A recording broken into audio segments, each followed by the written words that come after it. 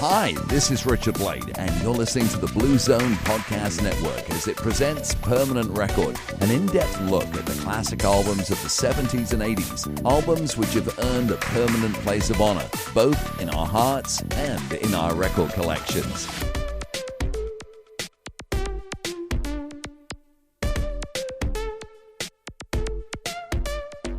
Well, Sarah, I didn't think I would find us back in the studio again so soon. I know, it was sort of a surprise. We just got finished with the Queen episodes, got those out finally, and here we are again. I know, and we have episode 141 ready for folks to download and listen to. In fact, they probably already have if they're listening to this. I expect so, yes. If they're hearing us talk, I think they probably have it right now. So you were calling this another emergency episode. Yeah, I would say that this almost constitutes an emergency because it was such a short notice for us, but such an exciting thing for us that we couldn't wait to do it and get it out to you. Yeah, so special thanks to, man, this guy went above and beyond for us. Yeah. It's our friend on Facebook, Charles Christopher. He always chimes in when we release new episodes, or most of the time, and he always has nice things to say. He's such a kind person, and it's a treat to have him involved with the Facebook page for the podcast. Yeah, we really like his comments and his interactions. We do, and I don't know, we were going to get dinner or something. We were running out to pick up dinner or something 2 weekends ago, and we had a message from him, and he said, hey, I'm on vacation, and I just hooked up with my old friend Nick, and Nick was telling me that he went to a concert that had Information Society, Men Without Hats, Howard Jones, and Andy Bell all on the same bill. What an amazing... Which sounds amazing. Oh, my gosh. So jealous already. And he said to Nick, oh, hey, did you ever hear about this podcast that I listen to? And they talk about all those kinds of groups. Yeah. So Nick checked out the episode, and evidently he must have liked it. But the crazy thing is that Nick is friends with Kurt Larson from Information Society. Wow. Nick passed the info on to Kurt.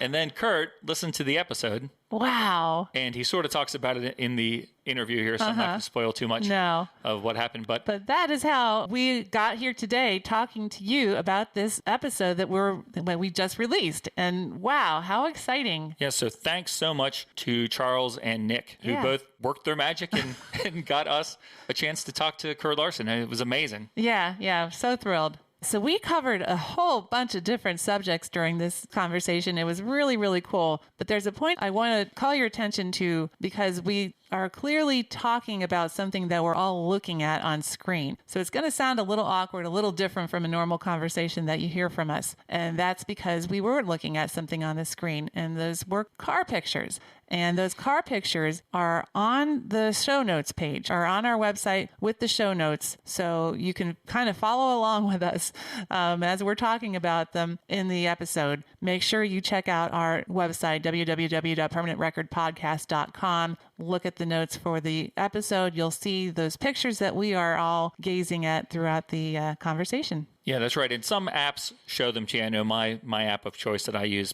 Podcast Addict, shows you the show notes. So maybe you'll get them right there in the file that you downloaded. See what happens. If you don't see pictures in your app, then do check out the website like Sarah said.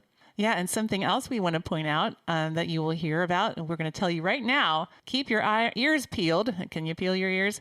For Anyway, be sure you listen for exclusive information on an upcoming vinyl reissue. Oh, yeah, that was exciting. Yeah. He still doesn't seem too sure if he should say it, but, well, it's out there now. So listen for that. I think we're all very excited about that. And lastly, before we set you loose on the episode, just want to say, I know from talking with some people online that sometimes you guys listen in the car with younger kids. Yes. When you get to the part near the end of the episode where we start sort of a rapid fire question, we announce it like we're up to the rapid fire questions. Yeah. There's a story in there that's kind of gruesome. So if you do have someone small with you, a sensitive listener, so to speak, maybe pause it till you get a chance to listen to it by yourself. It's not terribly graphic or anything. No. It's just not something. It's not the type of content we usually talk about on our show. So, right.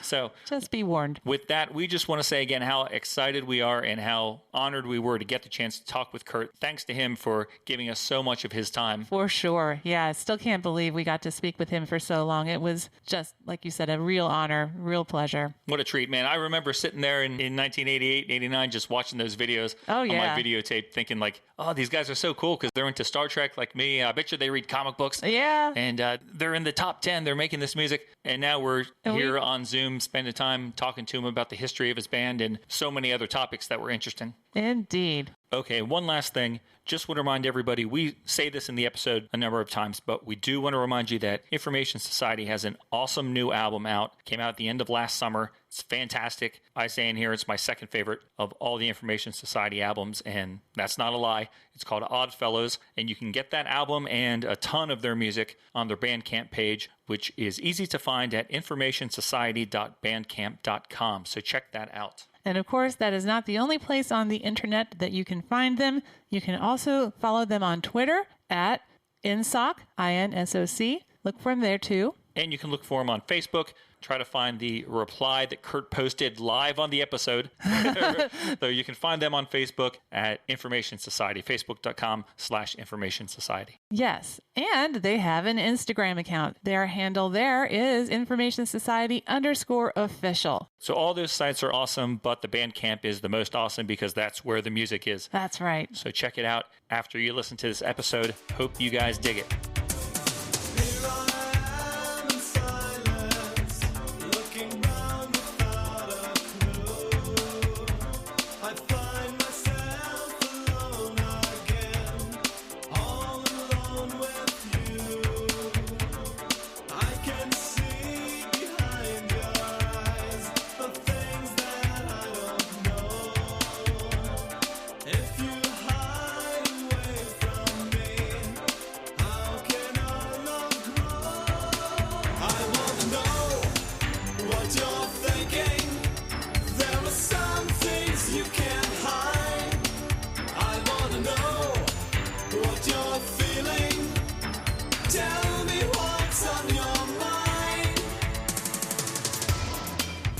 In 1988, American dance clubs and radios were filled with the sounds of a group who hailed from Minneapolis, Minnesota. That group was Information Society, and their artful combination of synthesized sounds, infectious beats, and vocal samples from pop culture classics like Star Trek took their self-titled album to number 25 on the Billboard Hot 100 chart and number 78 on the Billboard Hot R&B album chart. Since that time, Information Society has continued making geeky yet accessible electronic music. In fact, in August 2021, they released ODDfellows, their first new album in 5 years. You can find it on Bandcamp, along with many other items from their back catalog. Information Society's current lineup consists of founding members James Cassidy, Kurt Larson, and Paul Robb, along with Zeke Pabluda. Today, the Permanent Record Podcast is thrilled to welcome lead vocalist Kurt Larson to the show. Kurt, can you hear us on your end? I am welcomed and I hear you. Well, thanks for joining us. We're so excited to talk with you. Yeah, I don't know if you've already recorded some context here, but for your listeners, I'll give that context. A friend of mine was saying, hey, did you ever see this one? And pointed me to the recording you made of talking about our first Warner Brothers album. And it was just fun to listen to. And Thank you. I put a bunch of corrections on your website in response to stuff, not because I was sitting there going, oh, this is outrageous. How could they have gotten everything so wrong? But because it was such a fun, light, and yet insightful and interesting conversation you guys were having, but also because there was enough worthwhile and accurate information there that it was worth correcting, right? Like if something's just completely made up or totally wrong, there's not much motivation to try to say anything about it. You just sort of roll your eyes. Yeah, you guys were talking about a lot of interesting stuff that was mostly right on the mark. Okay. We try our best. Hey. The most interesting one, of course, is that like many, many people before you, and it always amuses me, just sort of assumed it's probably Kurt singing Running too. I mean, singing all the other songs on that album. Why would you stop and ask, is that him too? Right. Because, you know your own voice really well, but it's easy to confuse other people's voices. For sure. Right. Especially when you hear that early version, which sounds so different than version that ends up on that record. Yeah, the early, super early one when the chorus went, and I'm running so hard. Oh yes. Yeah. I mean, there's nothing wrong with that in terms of songwriting, but we were recording it in not as well supported a recording situation. We didn't have. It's like the next level down in terms of studio power and quality at the time. We didn't have a professional producer working with us, and we were even younger than we were when we did our first Warner Brothers album, and even knew what we were doing even less. So I wouldn't blame Marat for singing badly. It was, Right. it was a difficult chorus to sing, and we didn't know what we were doing in terms of recording. Gotcha. That all makes sense.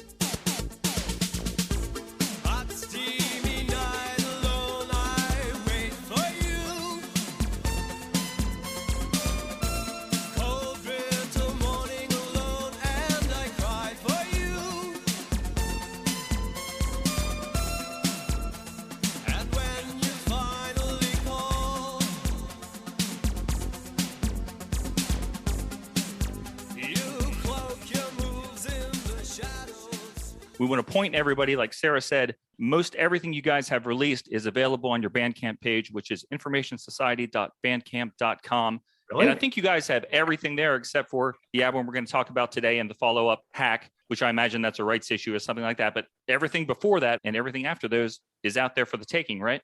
No. Oh, no, really? When I look, what I see is a confusing mix. I would totally understand if none of the Warner Brothers albums were here, just because those would be administered differently. And I could totally understand if they were all here, but one of them is, and the other two aren't. Oh. That's hard for me to understand. I mean, the best explanation is that this one shouldn't be here. Nobody at Warner Brothers cares enough to say anything about it. It's probably the most likely explanation. Gotcha. Well, there's a lot of good stuff there. Check it out, folks. Maybe what he's saying will be there when you go check it out. Maybe it'll be gone now that we brought it up. Ooh, now you should go look and see what you find out. Who knows what's going to happen? Yeah, Warner Brothers is listening. Except, you know what? They just got bought by Discovery, so who knows? Maybe now they don't care. Everyone's getting bought. Bandcamp was bought this week. By who? Epic Games. Okay. That's Everyone on Twitter was weird. excited. Epic Speaking of Twitter. Bandcamp? Yeah, I think it was announced on Thursday. How weird. Epic, the Fortnite makers. Epic. Correct. Yep. Huh.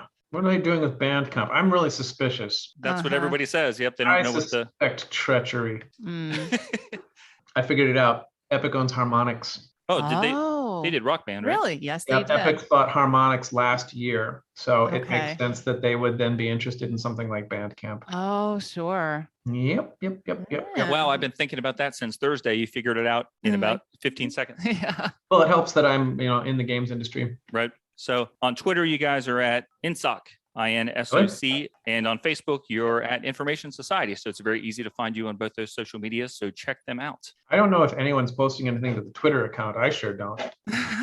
I'm a Twitter denier, so I never touch it. Gotcha. Are you active on the Facebook page? Not really. I mean, I'd like to be, but generally no.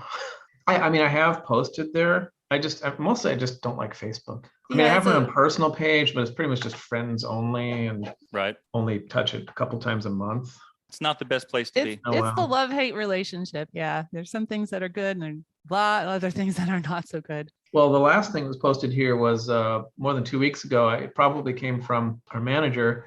It's a great picture of a cutout from a magazine reporting on an event that we did in New York to promote Peace and Love Incorporated, when we reprised Abby Hoffman's famous throwing of money at the stock exchange floor. But we did it across the street from the stock exchange. Oh, very clever. I have a little video clip of the piece that MTV did about that event where we're being interviewed. And I said, well, we just heard that, there was a lot of trouble with the economy. So we went down there and thought we could help out.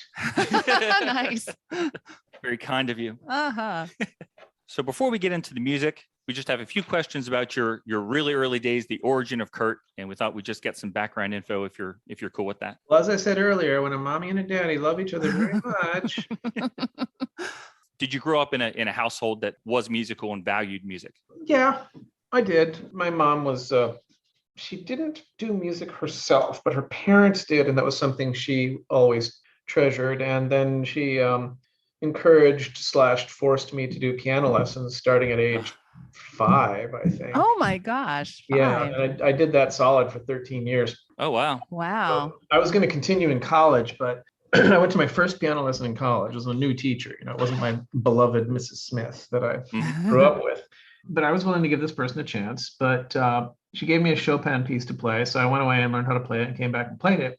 And she said, no, well, you're playing it wrong. And we talked about it. And she said, no, look, you see, and she pointed at the paper and said, see, that says Chopin there. that means you have to play it like this, like with a whole different mood.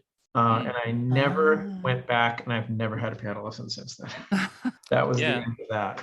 Like, really? So you were playing the right play notes this in a certain way just because Chopin wrote it? That is not my understanding of music. Sorry. Yeah, that's not so cool. But I mean, you had a great buildup of piano lessons to get you by after, in the meantime. So that was Yeah, okay, I mean, I didn't think. really need any more piano lessons given where I was going. Being a concert pianist was never my goal. Yeah. What about a songwriter? Did you start writing songs at a young age? How old were you when you wrote your first song? No, I mean, I did some poetry. So in terms of writing lyrics, you could say that I didn't have songs in mind, but I was on that track already. But in terms of actually trying to compose music, I hardly did any of that until I started doing the band with Paul, and then I had motivation to try. But I was never as prolific as he was. So I didn't do nearly as many as he did. That's interesting. You did take lessons for 13 years. And along that time, you just never really thought to sit down and write something of your own until you hooked up with Paul in college then. Yeah, I mean, I must have dabbled in it to some extent because I remember writing out notes on lines, but I don't remember having any motivation to do so. Now, you mentioned that you are part of the video game industry when you were looking up Epic Games there. This is hopefully a safe assumption. You've been a video game fan since you were a young kid. And by young kid, I mean the day they were invented when I was 12.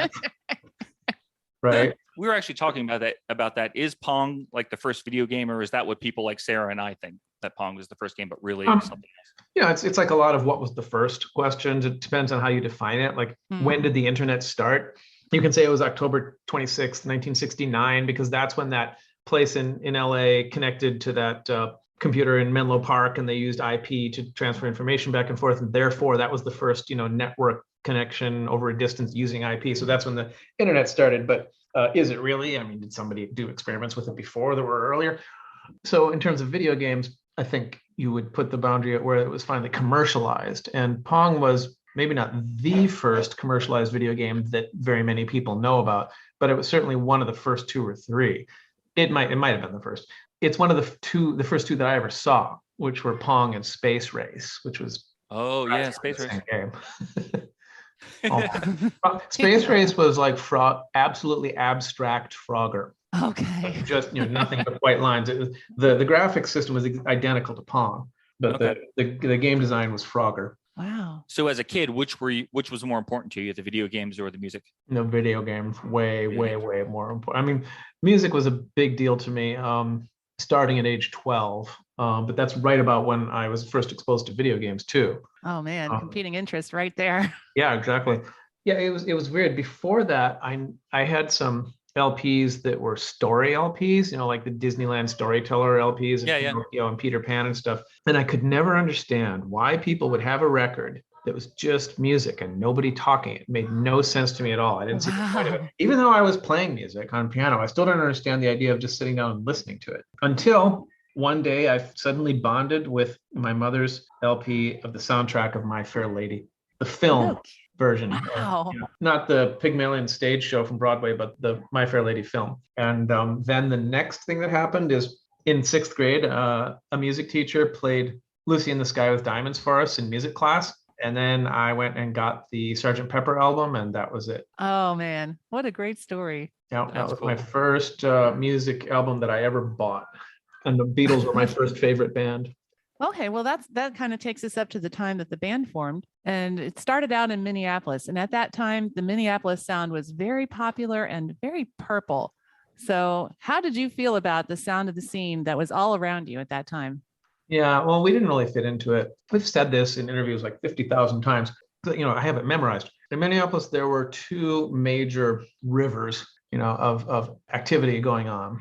One was the funk scene that was led by, as you mentioned, Prince and The Time, and a little later the Jets, more pop band, I guess. But that whole part of the spectrum. And then there was the punk/post-punk, very noisy, raw-edged guitar channel that had bands like The Suburbs and Husker Du, and later Soul Asylum and The Replacements. And we didn't fit into either of those two, even though Soul Asylum opened for us on their first show ever. It was our second show ever. Their name at the time was Loud Fast Rules. They later changed that to Soul Asylum, I think, when they changed personnel a little bit or something. No, we weren't able to socially hang with those people because at the time, none of us drank or did any drugs at all. And we were just sort of misfit, socially awkward nerds, These guitar bands, they were all the cool kids. So we couldn't even hang with them, meaning they didn't like us, and I don't blame them. And as far as the whole funk music scene, we weren't connected to that at all. I'm sorry to say, because like most places in America, but even more so, Minneapolis was profoundly and deeply segregated.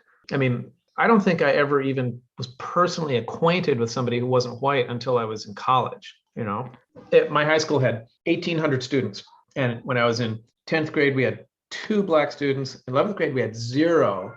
And in 12th grade, there was one guy who graduated with my class, but he was a foreign exchange student from Ghana, So we knew nothing of that culture. We didn't know anyone. We had no connection, which was really a shame for Paul, especially because he was a huge James Brown fan. He loved bands like Parliament and later on Soul Sonic Force, So he really wanted to get more involved in all that stuff. But like I said, when you are in an incredibly racially segregated environment, it's very hard to do, even with the best of intentions, because, you say, oh, I'm going to go meet some, name whatever group of people you don't know anything about here. And what you go over and, oh, there's some people who fit that description. I'm going to go say hi. That is not how you make friends, right? Yeah. Yeah. That's exactly. That's how you get laughed at mostly. Yeah. So yeah, it's a shame. I'm happy to say we moved to Manhattan later, which was really good for all of us in that context, because then we were exposed to every imaginable different kind of social vector and different kinds of people from any kind of background, which was really good for us in terms of just our understanding of people and our horizons and our artistic opportunities and everything.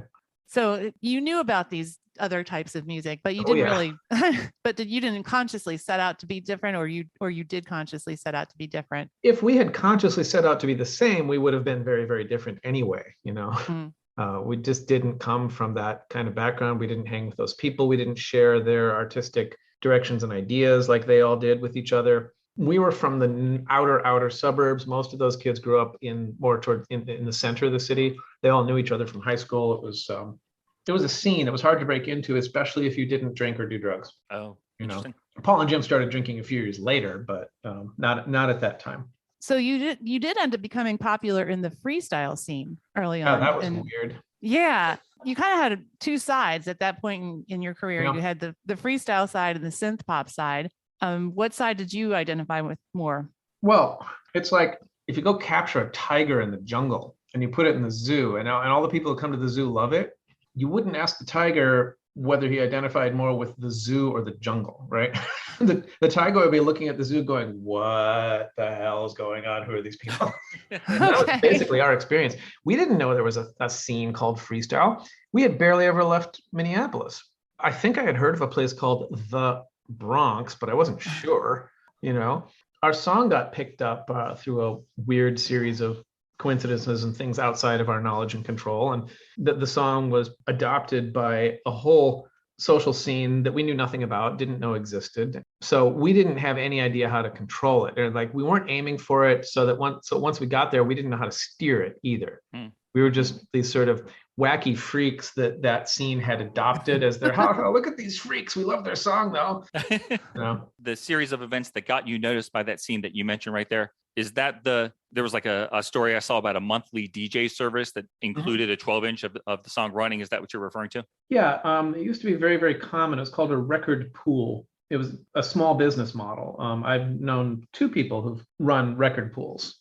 The basic idea is that if you're a DJ in, say, 1984 or 5, you need to drive around with giant stacks of milk crates full of LPs, or 12-inch discs, right? Mm-hmm. So you can't have 17,000 tracks on your memory stick, right?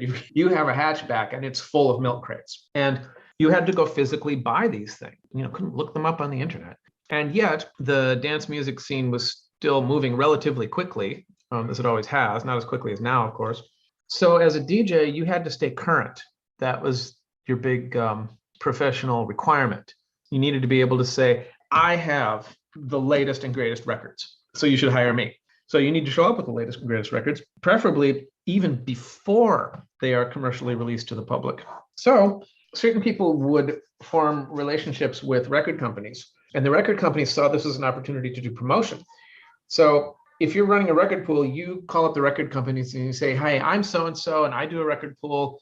Send me your records every month, and I'll make sure they get out to DJs. So the record companies would send records to these people for free, and the DJs would pay a subscription service. So every month, without the DJs having to spend all their time trying to keep up with what's being released and by whom and how, and trying to get copies of it as fast as possible, they would just get a box of records. And the record pool did the work of finding and acquiring the discs. For that work, the DJs would pay the record pool owner some money, and that's how the business worked. And there was a guy in Minneapolis named Jerry Silvers who did a small independent label called Wide Angle, later purchased by Twin Tone, I think. And I don't know how he and Paul got acquainted. Somehow they did, and Jerry helped us make that disc. Jerry did both. He was both a small record label and a record pool. So he would not only ship out discs to DJs from other labels, major labels, mid-sized labels, other independent labels, but also his own. So he was sort of doing dual promotion. He'd make a record, put it in the DJ pools, and then it would get played by DJs. See, it's kind of an incestuous little loop there. Yeah. And our record was one of the ones he printed, so he put it in his DJ pool, and it found its way into the hands of some people in New York and Miami who loved it. Primarily, it caught their attention because the tracks were essentially a sort of updated rehash of a hugely popular song that had been released a few years earlier by Soul Sonic Force called Planet Rock.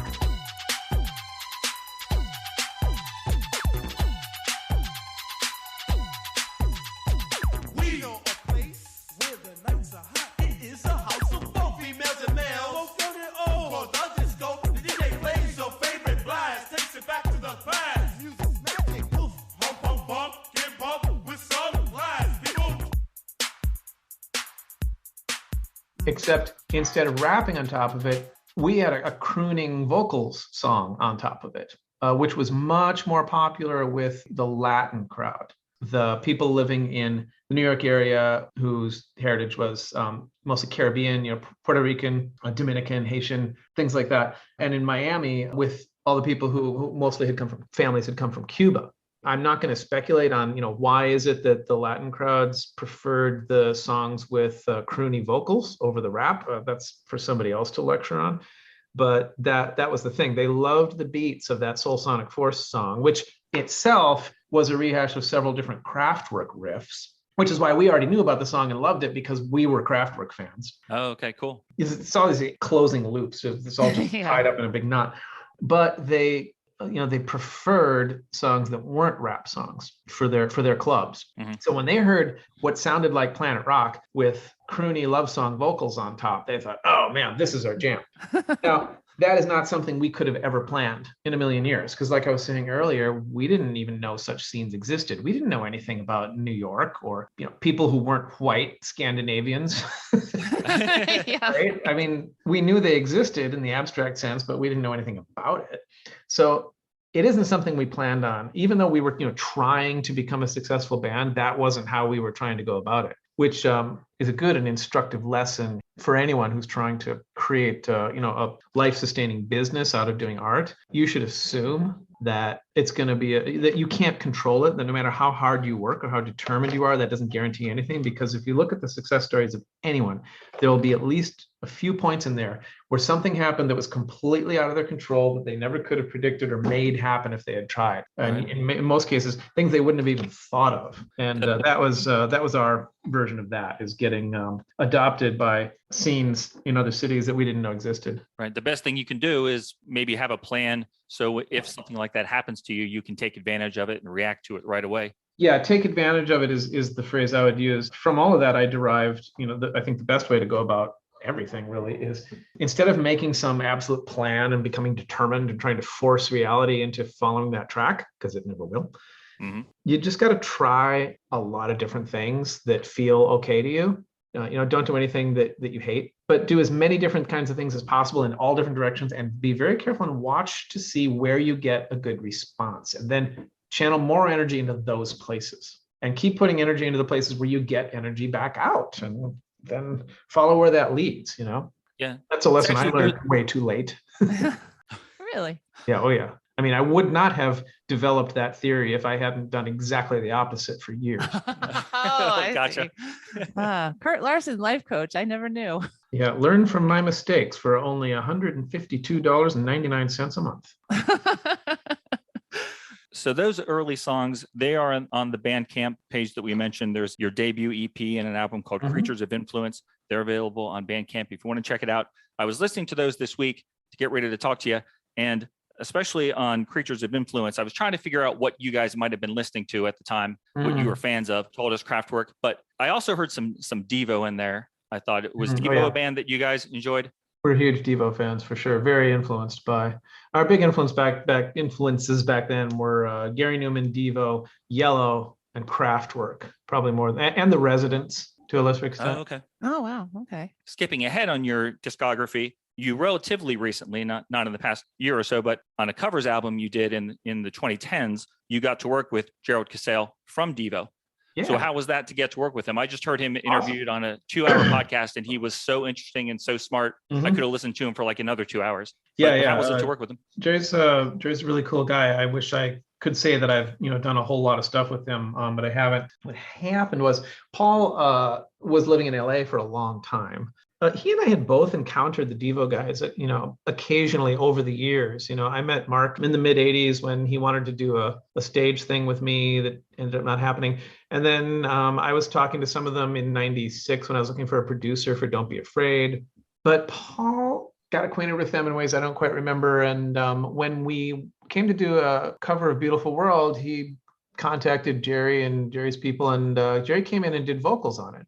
And Jerry was really interested in the whole thing. He said, "Oh yeah, man, this we should do this on stage." So eventually, we even got to do a duet of it on stage in LA. Wow, cool. That's awesome. Yeah, I think that was my peak. It's been all downhill since then. I don't see how you can top that.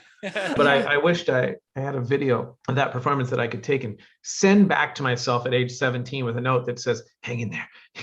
Yeah, right. For sure. Yeah. It's all going to be worth it. Oh man, this is worth living for. Yep. Yeah. Don't give up. That is so very cool. Oh, I love that. So in summer of 1988, Information Society releases their self-titled album, which I loved from the very first listen. I thought it was fantastic that an American band was doing what I previously thought only UK acts could do, which was to write amazingly crisp and catchy synth pop. I'm here in central Pennsylvania listening to Bon Jovi and Poison. Everyone here loves Poison because one of the guys grew up in the town right next to ours. So that's what we're listening to. And I'm hearing this European stuff, which is awesome, but nobody here is doing it. So What's on Your Mind shot to number 3 on the top 100 chart. And it was a number 1 club play song and number 2 in maxi single sales, which I loved because I was really into collecting 12-inch singles. So I thought that was great. Would have absolutely been number 1 if the label had been prepared for it. I'm not saying they should have been, but it was a surprise. The label had thought it might do, okay in a modest way here and there. They weren't prepared for it to be a giant hit. And I don't know how things work now very well, but back then, chart positions were the result of heavy promotion. You have to spend a lot of money on this promotion. So they were blindsided. They didn't see it coming at all. But by the time it hit the top 40, they were still not expecting it to even chart. Wow. We were surprised too. So they got going very late on the indie promotion. And if they had been expecting it, that absolutely would have been a number 1 song for sure. How hard they, push. Well, I guess they must have stepped up their game, because with Walking Away, that did get to number 1 on the maxi single chart. Well, I'm not familiar with that chart, but in terms of top 40, I think it went to 9. Yeah, yes, number 9. That's on the top, right. Yeah, on the top 40, but it was a number 1 maxi single sales as well. So the album. What does that even mean? What's a maxi single? Like a 12-inch single. Like I think it had to have at least 5 cuts on it or something like that. So the album was a great success. You guys totally deserved that success. I thought it was so awesome that you guys had such success with this sound that I wasn't hearing on our local radio. Like, how did having a 2 top 10 hits in 6 months' time, how did that change everyday life for you at the time? Yeah, it was an intense contrast, because in 86 and 87, we started doing more and more and more stuff with the band. And we were, our lives were very inexpensive at the time. My rent was $185, which even in today's dollars is something like 400, right? I could get by on very little money at the time. So it didn't take long before we weren't doing any other jobs. We were only playing shows, and that was more than enough money for us to live on. So we were doing fine. But then we got into doing more recording, and then we went into this blackout of shows, where the idea is that the album's coming out soon. So we don't want to do shows until after the album comes out, and then we'll go on tour and promote the album, because that used to be a thing. It's not now. Okay. But there was this huge delay in releasing the album. So we shut down our shows. Right. We will talk about that. We shut down our shows in the fall of 87. So we're not making any money anymore. And then we got hit by this giant blockage and delay. And that went on for month after month after month after month. So by the spring of 88, I don't remember what state Paul and Jim were in, but I was really broke. Really badly broke, like feeling ethically confused about whether it was okay to me for me to go to the charity food shelf when there were so many people who really obviously deserved it more than I did. But I did. Mm-hmm. So that was like May of 88, charity food shelf. Oh, wow. A month before the album came out. Yeah, a month before it all got released. By July, What's on Your Mind was in the top 40, and we were touring again, and we were starting to get recognized, and suddenly we were, functional again. Our lives were able to be paid for again. Okay, yeah. So that 2-month period between May and July of 88 was a remarkable contrast for sure. Yeah, that must have seemed surreal almost. Yeah, very, very, and not in a good way, It was disorienting. So the album was actually done was it at least 6 months, right? You guys were waiting on some business decisions that had to do with the Star Trek samples. Is that what it was? Yeah. Your younger listeners won't probably remember this or know it, but digital sampling is a technology that was developed by AT&T in the 70s because they didn't want to have reel-to-reel tapes playing messages on the phone system anymore saying the number you have reached. They wanted it to be stored digitally because that was a lot more easier for them. So they developed this digital sampling technology, great. And immediately everyone said, oh my God, we could use this for music. So digital sampling audio and music devices came out. So throughout the 80s, starting with a few experimental types and really coming to the public attention by the group called The Art of Noise, whose name derived from some Dadaists at the turn of the last century who did a thing called The Art of Noises, pictures of whom you can see on the inside of the Peace and Love Incorporated album. Oh, wow. And the Liquid Sky soundtrack and all this stuff was coming up, people doing music using nothing but samplers. And of course, it didn't take long before people started throwing little tiny clips of whatever into their songs. This sort of merged with the whole scratch genre, which people imagine scratch means scratching the record back and forth over the needle. It doesn't. It means you make a small scratch in the record so that it skips and repeats. And then you have a beat to rap over. That's what scratching actually meant. The thing that goes, wow, wow, wow, that's not scratching. That's just whatever you want to call it. Scratching. Oh, okay. Putting a scratch on the disc. I had no idea. So there was this sort of pending storm on the horizon about copyright infringement. If somebody's having a barbecue in their backyard and they put a scratch on a disc and they play the record and they rap on top of it, and Capitol Records isn't going to send the police over for that. But it was slowly getting to be more and more of a commercialized thing, culminating in things like, well, many years later, Vanilla Ice, right? Taking a beat from a David Bowie Queen song and basically making it his own song, or whoever it was that did Hippie Chick, taking the intro to that Smiths song and turning it right. So there was a whole lot of nervousness and uncertainty about copyright infringement. And our thing wasn't so much about we did a fair amount of taking of beats later, but at the time it was mostly little bits of people saying things from Star Trek and other sources. And we didn't think anything of it because by the time we made that first album, it was still kind of flying under the radar, but it was right about when it was starting to become a public conversation. And that meant everyone was afraid of it. And Warner Brothers was thinking, oh, wait a minute. We don't know where this is going. There's no legal precedent. There's nobody who has any experience or knowledge in understanding how any of this works because it hasn't been worked out yet. We don't know what's going to happen. And here we're on the verge of releasing an album that is chock full of shit that belongs to Paramount, who are not our best friends. And they thought, oh, let's wait a minute. I don't want to release this quite yet. Let's see if we can get permission from Paramount. Maybe they'll let us pay them a little bit of money for that. Okay, fine. So imagine you're somebody working at Paramount and somebody calls you up and says, hey, we have this weird ass album that has little bits of things from Star Trek on it over the music. Can we do that if we give you some money? What? Is this You're a prank cool call? doing what? Okay, I see two scenarios here. One, I say no and it goes away and I never have to think about it again. Two, I say yes and I get in trouble. Thank you, goodbye. Right? I mean, they didn't even come out and say no. Nobody wanted to say anything because they were in the same boat. They didn't know what was going on with this sampling thing, and nobody wanted to take the risk to themselves personally or the companies. So it just languished. Nobody wanted to move on it. No one could make it move. No one wanted to be the one who got fired for saying yes to something for what, $25,000, which maybe $60,000 in today's money was still not a lot of money to Paramount, right? They weren't gonna, Exactly. No one was going to risk their job for the chance of making their company $60,000. So nothing was happening. And that's the whole first half of '88 when we weren't playing shows and we were just languishing. And here's another one of those moments when hard work and determination are useless. And the only thing that got us through was bizarre coincidence and luck. It just so happened that our A&R guy at Warner Brothers, that's the person who's, for your listeners, that's the person who's assigned to a band. They're assigned to many different bands, who directly interfaces with the band and makes sure that their stuff is functional and their albums are getting made and released and all that. Okay. He just happened to be friends with a lawyer, a music business lawyer in town named Adam Nimoy. Oh, wow. Right? Now, that's not the kind of solution to a problem that you can think of by sitting down and being determined. It's like, we got to solve this problem. How are we going to solve it? I know. Right. Let's just say our A&R guy is friends with Adam Nimoy. Okay. Great plan, Kurt.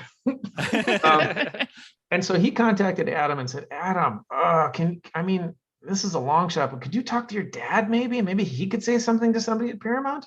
So Adam talked to his dad and his dad did it. That's so cool. He talked to somebody at Paramount and that got it moving. And they paid the money and they got the permission and they put out the album. And thank God nobody ever said a word about all the Disney samples. Yeah, that's right. You got stuff from Pinocchio on there. We were all just sitting there going, what about the Disney? Yeah, you don't get the other shoe to drop or anything. I mean, I shouldn't even be saying this now, Right. 10 years later, no more than 10 years later, this would have been like 14 years later. I had the profound good fortune of getting to talk to Leonard Nimoy for half an hour. Wow. I was just complete luck. I saw that there was some event. I didn't even quite pay attention to what it was. It was blah, blah, blah, photography, something or other, Leonard Nimoy, other people. Oh, great. I'll go to this. So my future wife and I go to the thing. That's her, by the way. This is when she was a Vegas showgirl. Oh, fantastic. We did a show in Las Vegas and she sang one of the songs with me, which makes her a Vegas showgirl. So I went home with a Vegas showgirl. Nice. Anyway, we went to this event and I go up to the ticket counter and I say, hi, I'm here for the Leonard Nimoy thing. And the woman says, what? We don't have a Leonard Nimoy thing. And I said, oh, well, what's going on? It's a photography exhibit. Yeah, that's why I'm here. Okay, Leonard Nimoy. So I go in and we got there really early and there was almost nobody there. It was this big open sort of like a convention expo floor. Bunch of different booths with a bunch of different photographers showing their work and their publications and whatnot. And there's hardly anyone there yet. So I found the Leonard Nimoy booth and he's sitting there. There was nobody there, just him and his assistant and me. Wow. Said, oh, hi, Mr. Nimoy. And, I bought his book, Shakira. I forgot what it was called. Let me look. I don't want to mispronounce this. Trust me, I understand. Leonard Nimoy photography. Oh, he also did the Full Body Project. His photography was really groundbreaking. I'll get there in a sec, but it was called Shahina. Oh, okay. And so I bought a copy of that book from him, and then we talked. And mostly, I just sort of fanboyed him for the most part. And I pointed out how much I admired his ability to reinvent himself multiple times during his life. He was doing it again as we spoke, and he was already what at the time I thought was pretty old. I mean, he must have been approaching 70, and he was just launched into this completely new career. Oh, I'm going to be a photographer now. at the time when most people are retiring. Yeah. Another instance of just throwing stuff out there and seeing what happens, right? Yeah, exactly. And I told him how much I admired that. And he said, well, I find I have to. I must do it. And then I asked him about that whole thing with our album. And I prefaced it by saying, I don't know if this is true, but I was told something about you and I've always wanted to verify it. And I told him the whole story. I'm telling it, and he's kind of doing this. All right. And about 2/3 of the way through, he goes, oh, yes. Adam brought this to me. Yes. I remember this. I never heard the song. Oh, What? Oh no. my gosh. That's fine. But he confirmed it. So this actually really happened. He said, yeah, I had to go talk to so-and-so and, asked them to get it moving. And apparently they did. Congratulations. Wow. How's your band doing? That's awesome that he really did go and make it happen. Oh, Yeah, because I loved that story and it made me happy, but I always had this nagging doubt that it was made up, because it's the kind of thing people would make up and tell you. But nope. Right. It sounds like legend and folklore. It doesn't sound like it's real. Yeah. So I was really glad to have a chance to verify that is 100% bona fide true story. Leonard Nimoy saved our band. So cool. Oh my gosh. Kudos to him. And that is how I ended up with 30 seconds in the For Love of Spock documentary that Adam made later. Oh, really? Oh, hey, that's awesome. I went to see that with my wife and I had no idea about anything that was or wasn't going to be in it. And we're sitting there and What's on Your Mind plays like for 30 seconds. And I'm singing and I'm going, this is the second best moment of my life. You got to send that clip back to your 18-year-old self too, along with Jerry Sale. And my wife says, oh, was the first moment our marriage? No, it's when I got to sing with Jerry from Devo. That didn't actually happen. I made that up, but she didn't actually say that. No. Not to go too into Leonard Nimoy's career, but didn't he direct Three Men and a Baby, which was like a crazy big hit? And it's like a very, very mainstream kind of hit. But yeah. 87, directed by... Wasn't it based on a French film, though? I think Leonard so. Nimoy. Yeah, like, look, he jumps from acting, Star Trek, science fiction. He jumps to that, which is, such a mainstream appeal, and it's a huge success. Yeah. Then he jumps to photography. A man of many talents. Just like I said, another example of just trying different things, seeing what the reaction is, put stuff out in the world, see what you get back. Yep. That's awesome.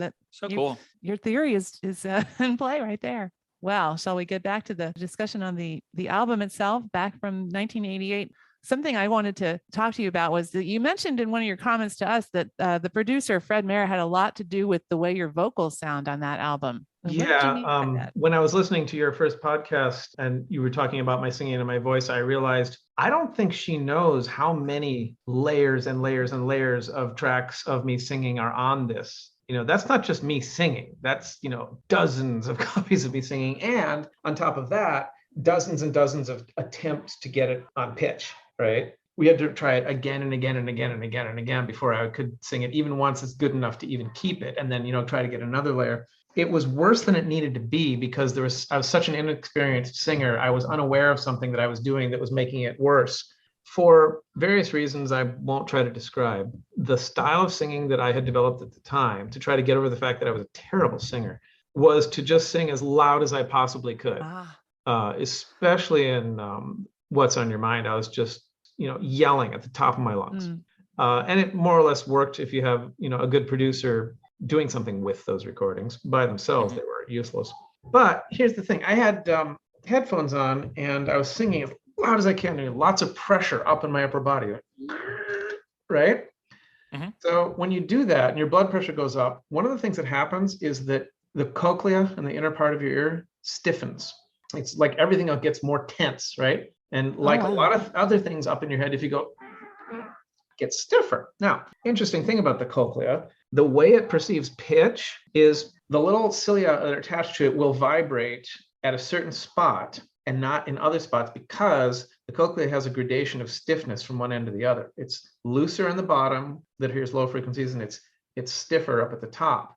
Well, if you stiffen the cochlea, the stiffness gradient shifts up or down. Is it down? It gets stiffer and therefore I would think it would make you perceive things to be, it makes you hear things as being a different pitch than they really are. So when you're trying to match the pitch that you hear in your headphones with the music, you're matching the wrong pitch. Wow. Oh, wow. That is fascinating. And we figured it out eventually because Fred said, it's weird. Your pitch is almost exactly the same every time. And it's always a little bit off by this amount in this direction, right? Like if you were just a bad singer and couldn't follow pitch, you'd think it would be all over the place. But no, it's always exactly this amount off. It's like you're consistently bad and we don't know why. Consistently bad in the same way. Yeah. But it took, we were almost done with the album before we even figured this out. So it didn't really help us much. That's crazy. But we just watched a performance that you guys did on some MTV show at the time. I didn't see the name of it, but it's actually, you guys didn't go on and lip sync. You actually went on. Oh God, live. It wasn't One Day to Live or One Life to Live or something, was it? That's no. Because we were on that and it was terrible. No, this was like a show with a guy at a desk and then he introduced you and then he was going to come back and talk to you. But it was a really long version of the song. It had you started singing the chorus just with Paul playing some chords on the keyboard. You were like pointing at it. Yeah. And you had like a riding crop in your hand. I've never held a riding crop in my hand. It looks something like that. It was a stick. It would have been a drum. All right, it was a stick. But you sounded great. Like we finished watching that performance. And normally when someone goes on MTV, we kind of expect that they're going to lip sync. And you guys didn't.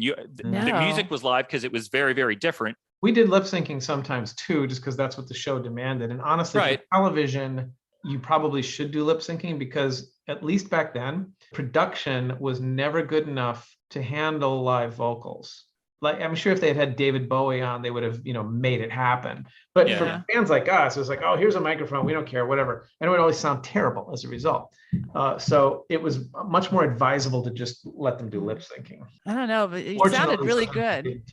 Yeah, I think I know the one you mean. And speaking of the microphone, it was a crazy long microphone on an arm and you were really holding on to it. I don't know. And you sounded great. When I used to play with the boom a lot. Yeah. Right. Yeah. That was a really good performance. So if you're telling us that a couple months before that, you were having trouble singing it, well, you really fixed it because you sounded great on this. No, I always had trouble singing it. It's just, I think your standards are too low, honestly.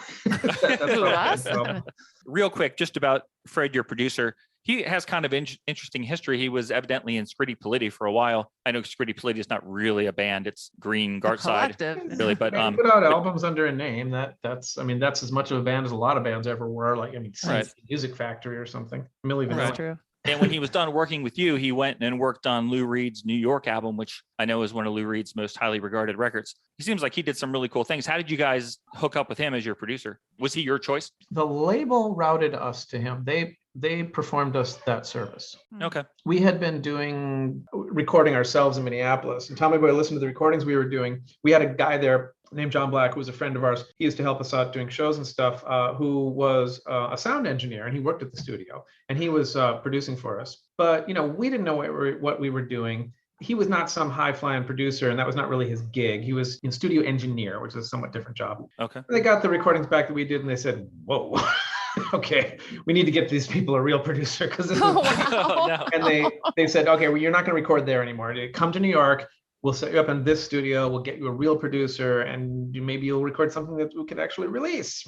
Oh my gosh. Yeah, that's what we got, Fred. So the whole album, came together. And I'll tell you, a sentence that we've said many times over the course of those episodes when we discussed the album was that this could have easily been a single. Like we think Tomorrow and Over the Sea both would have been huge club hits, maybe radio hits, but they were album tracks. Who had the decision to make the singles? Was that you? Or that was entirely Tommy Boy. They had a rather complex relationship at the time. When they first took interest in us, they were independent. The reason we ended up on Warner Brothers, the Reprise label of Warner Brothers, was that during that period, Tommy Boy made a deal with Warner Brothers to be largely, completely, or partially, or something owned by Warner Brothers. And the way they divided it up is that Tommy Boy would handle the singles and Warner Brothers would handle the albums. And so Tommy Boy was entirely in charge of what was going to be released as a single and how. But then they had Warner Brothers backing them up with funding and album promotion, advertising, and whatnot. I mean, our manager would come to us and talk to us about it. Which song should be a single, blah, blah, blah. It didn't really matter what we said because at the end of the day, Tommy Boy would go, oh, that's what they said. That's interesting. Anyway, here's what we're actually going to do. Oh, wow. Which is probably for the best. Sarah, are you on a laptop Well, I'm using Zoom on an iPad. Ah, that would explain it. Okay, so the camera's at the top of the device, right? Well, it's actually, I have it on tilted, so it's like over on the side, Okay. on the left side. Okay, but Brian's in the same room with you, right? Yeah, we're across No, the 'cause table. whenever he talks, you look up and over. So I figured he must be right across from you. But Yeah. Brian doesn't do that when you talk. I think you two That's- should talk about this. Well, You're getting me in trouble. yeah. Yep. Yeah, just saying. Well, I'm looking at her on the screen. Yeah, he's got a laptop and his view is different from mine. See, what that says to me is that Brian's conception of you is very abstracted. He's more comfortable seeing you on a screen than in real life. You need to put your hands on his shoulders and say, Brian, see me. Here. I'm here. Here's the secret. We both work at the same office, and we've been working at home since March of 2020. So I've seen Sarah. He's been seeing plenty of me more than anybody ever has. Yeah. Now his one and only coworker. My wife and I both work for game companies, theoretically competing game companies, and sometimes wow. we're both on a Zoom call, like essentially in the same room at the same time. That's tough. Mostly, though, I've still been going into our development studio because I have an audio room there that I work in that's better for working on audio than the home space. Oh, that's cool. I just like working away from home for several reasons. Our office just announced a couple days ago that they're opening back up in a week and a half. That's not very long of notice. No, that's like fairly short notice. Well, it's optional. So, but still, I'm okay. excited because I'm hoping a lot of people will choose to come in. Maybe. I wish. Because for almost 2 years now, I've been driving down to this giant ass office building that was built for 500 people. And I'm the only content developer there. There's one security guy and 2 facilities people and 2 or 3 IT people up. And I don't see those people unless I go looking for them. Right. So it's been like Omega Man the whole time. Yeah. It's crazy times. Yeah. But hopefully things are getting back. Yeah. Hope we're coming out of this. Let me ask you this. We already talked about running, I know, and I know it's not your song, but I do have to ask you one thing which relates to a comment that you left on the website. You said that you grilled Murat about the chronology of the chorus of the song on stage in the middle of a performance. And that was something Sarah had pointed out in the episode. She was confused by the timeline of that chorus. The thought of you calling him out in front of people about the lyrics of the song is hilarious. Do you remember what his explanation was of the song? He didn't know what to say, so he kind of bagged out and just said something like, "Oh, some things can't be explained." I'm looking at it right now. I mean, have you seen this? No. All right, I'm going to send you a link right now so that you can watch it later. Okay. Publish it Thank for everyone you. to see if you want. But after the song, this is what happened. Just a moment, Murat. I've always had a question to ask you. Yeah. Okay, so right now, in the present, you're running so hard to find it, and running so fast. And you're telling your girl you have to leave her because the romance can last. But if someday in the future you need to see her, you'll come back. Okay, you'll come back from the past, which I guess was the present at the beginning of the chorus. You'll come back and find her, and you'll never leave her now? Yeah. Wait. Can you straighten that out for me?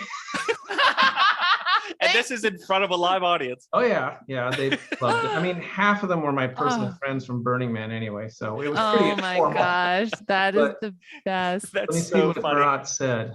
That makes perfect sense to me. And Paul chimes in, that makes perfect sense to me. Oh, thanks, Paul, for your And Murat support. said, I can't.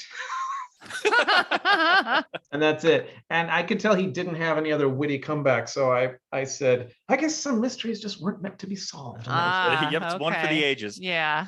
it should have been, I'll never leave you then. Right? I will Yep. never leave you That's then. right. Even still, that might be a little, but yeah. Oh, so funny. A real rapid question about the album. A song that we really liked on side 2 is Attitude. Oh, yeah.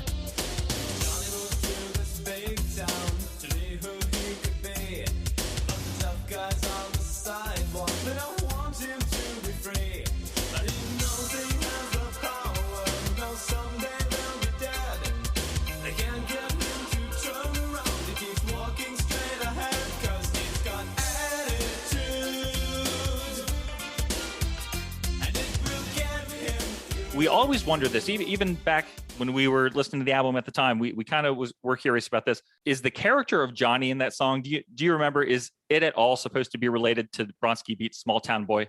What? Because it's a very, do you remember that song? No. Do you remember Bronski Beat's Small Town Boy?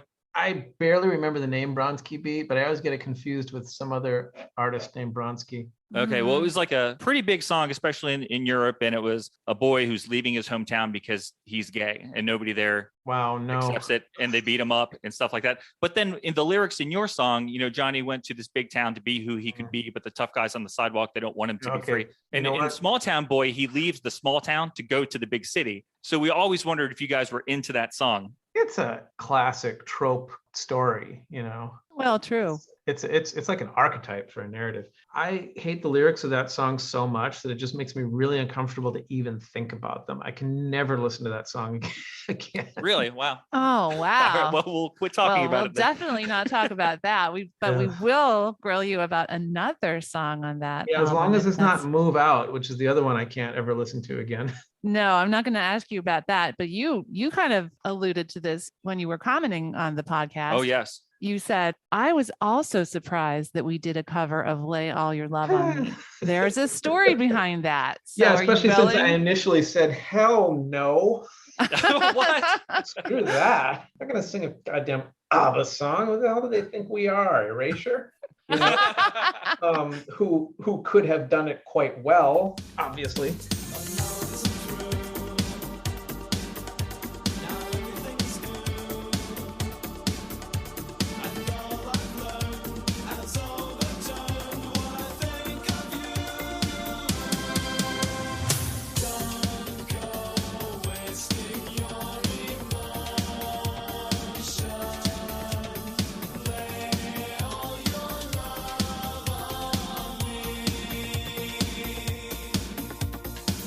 No, I mean, it was so antithetical to everything we were that I was just adamantly opposed to it. It was a huge fight. I really didn't want to do it. Paul's attitude was much more sort of about developing the band as a business and developing those business relationships. And okay, if they want us to do that, then let's do that. I took everything really personally. And, in my defense, that shit had to come out of my mouth. It's a lot easier when they aren't looking at your face saying the words, Paul. what I would say at the time. But for me, if I'm singing a song, I don't have the ability to separate myself from it. Maybe a lot of singers do, but I felt like a guy doing an ABBA cover. Not just a guy doing an ABBA cover, which A, I don't want to be, but B, a guy who shouldn't be doing an ABBA cover for obvious reasons that everyone will see doing an ABBA cover. And I was never comfortable with it. I guess it came out okay. People often cite it as one of our songs that they thought was one of our better ones. It's amazing. I love it. My problem with doing the song was never about how I thought it would be received, so much as it was that it wasn't me. It wasn't anything I liked. It wasn't anything I ever wanted to do. I didn't feel comfortable doing it, and it was hard to do. Okay. And I still resist doing it live now. I changed the lyrics quite a bit, not only to change the gender, but also because, sorry, Anita and et al., you're obviously awesome, but at the time, your grasp of English was poor. And those lyrics, in many cases, made no sense. So I altered them somewhat just so that it sounded more like conversational English that you can even understand. For sure. And then I was able to sort of choke it out, but I really didn't want to. The reason we did that was Tommy Boy had several niche markets in which they were successful.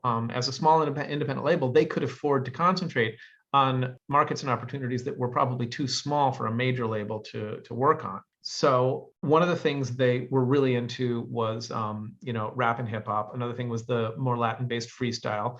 But there was a woman there named Monica Lynch, whose whole project and goal was to promote Tommy Boy products into the gay club scene.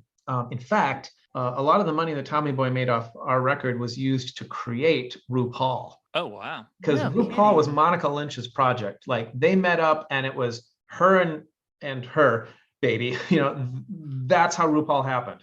RuPaul the performer and Monica Lynch They're the two who get credit for it. She made that early first splash part of their career. It all came from Monica Lynch.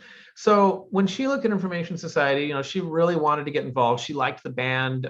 She helped out with a lot of stuff on getting the album made, talked to us fairly often, super friendly, super nice person. Then she thought, I want to have a song that I can promote into the stuff that I'm working on. So can you please do an ABBA cover, because that's what the gay clubs want. And I said, yeah, no. Sorry. I mean, I felt like if somebody had come and asked us to play at their cousin's wedding, right? Not because I felt it was beneath us, because obviously it wasn't. I mean, we should have ever dreamed of being so successful as ABBA, but because I felt we had no credibility or believability or any right to do that song. And to some extent, we made it our own, which makes it okay-ish. I wish we had gone a lot further. I wish we had done something more subversive with it, but then it wouldn't have hit the target, which was a song that Monica Lynch could promote in the gay clubs. Yeah. Right. Yeah. So there you have it. My manager and Paul won the argument against me. My side of the argument was, I want to do it. Their side of the argument was, our label has asked us to do something which we think would be beneficial to the band and our relationship with the label, and we don't understand why you don't want to do it. So really, Kurt, we need to do this. Yeah. It's like a different take on you kind of ending up in the freestyle world without any, plan to do that. It just kind of happened. This is like the opposite of that. You are planning this and you're still not comfortable with it. Or it's not sitting right with you. Right. Because it's still not really where you want to be. The whole plan didn't work. I mean, the song was reasonably well received in general, but it did not provide the launching pad that Monica Lynch had hoped it would be to allow her to promote our band in that scene. I think that the DJs who worked at those clubs heard it and they said, yeah, it's okay. And it didn't really go much of anywhere. And you know what? They got my favorite remixer of the 80s. They got the mixmaster Phil Harding to do a remix on that. He was amazing. And he was like the house mixer. He becomes the house mixer for Stockake and Waterman, which everyone may hate, but I mean, they were huge. So he was a really good remixer, especially for that audience. So I was surprised to see that it didn't do as well as I thought that it had, because in my mind, that song was massive. I didn't then and don't now know enough about what was being played in that club scene at the time to even comment on whether it did or didn't hit the mark. But my guess would be it didn't really hit the mark. And around that time was when remixing became something I still to this day hate, which is... Okay, so here's the history of remixing. Okay. At the end of the 70s, beginning of the 80s, there was a giant revolution in audio technology, partially fueled by computerization, but not entirely. So the sound of music radically changed. It was generally electronics that were the technological revolution. But you listen to disco from 1975 and disco from 1985, and you can hear the difference, right? In 1985, it's just boom, boom, and the sound production is completely different. And it's not just that people had different artistic ideas, it's that the technology changed and allowed people to do things differently. The sound systems in clubs were advancing as well. And we got to a point where in a fairly short amount of time, a great deal of change had happened. And so the sound was very different. And what you had was songs that were still popular that had been recorded in the mid 70s, which you couldn't play next to modern songs because they were the bass and the percussion was so weak compared to what you were playing most of the rest of the night. But they still wanted to play, Donna Summer or whatever, the Mexican or something. So they said, let's do this. Let's take it back into the studio. We'll mix it with the modern mix board and studio technology. Maybe we'll add in a couple drum tracks, maybe use our drum machine, get a real reliable pound that we can get out of the drum machines. And then it will sound like the other stuff at the clubs and it won't stick out like a sore thumb for being weak on the low end. Mm-hmm. That was remixing. It was basically refurbishing old songs to make them still viable given the change in technology. Oh, wow. But the leak in that boat that caused it to sink was when I said, maybe we'll add an extra track of drums. Well, creative people aren't going to stop there. Creative people want to be creative. So they're going to start adding all kinds of stuff and maybe taking away some of the original. And eventually you get something that has almost nothing to do with the original. And that happened very quickly. And by 1988, that had run amok. And it's been amok ever since. I mean, when you talk about, when people use the word remix now, they don't even mean remix anymore. They mean cover. Yeah, or reinvention. Right. I think consider it more of a just like reimagining of some of the basic parts of a song and kind of Right. That's what it's deconstructing it become. and reconstructing it again. So it got really ugly there for a while, and then all of our singles had this problem. It was at the height of this, where the way the marketing worked was Tommy Boy would have a disc, and they'd want to put someone's name on it, not ours, right? But whatever DJ remix or whoever they wanted to put on it, Joey Beltram, Little Louis Vega, whoever. And they didn't really care if the track that person delivered had anything to do with the original or was appropriate for the original. So you had these singles we put out where there would be our version, and then these other songs, they weren't even versions of our songs. It was just other dance tracks. And that's when I absolutely lost interest in the whole concept of remixing and stopped paying attention and deliberately tried to know nothing about it. The end. Fair enough. All right, then. Theme of my life has been curmudgeon. Yeah. Yeah. You come by it honestly. I know, right. And intentionally, sir. Hey, going back to when you were talking about your feelings about being faced with having to re-record this ABBA song, I saw in an interview with Paul, I forget when it was from, but he mentioned you had some issues with the top 40ization of the band. Does that kind of tie in with that? I'd say that idea is related to what I've been talking about in the last few minutes. Definitely. Yeah. Okay. It's not that I had a problem with the top 40. It's that I didn't want to be the kind of music which at the time was the top 40. If the top 40 had been all, Einstürzende Neubauten and Nine Inch Nails, I would have been, okay, cool, top 40. But it wasn't, right? It was pap. So when we got onto this major label, they started saying, well, you got onto the top 40. We want you to continue aiming at the top 40, which means you have to change and do what CNC Music Factory are doing, which we couldn't have done if we had tried. So that was a problem. And he's also referring to the fact that when we started, we were 19, and our whole deal was to be, subversive musical dadaists, and we did just bizarre art rock and a lot of heavy social commentary and weird shit, and that's what I was into. That's why I was doing the band. That's what I liked. Okay. And Paul was into that for a few years, and then it seems to me, he thought to himself, all right, we did that. Let's try to actually make a career out of this stuff. And so he started trying to do music that was a lot more accessible and mainstream. And yeah, I had a huge problem with that. I imagine you may have had a problem with Repetition as the third single. Is that a true statement?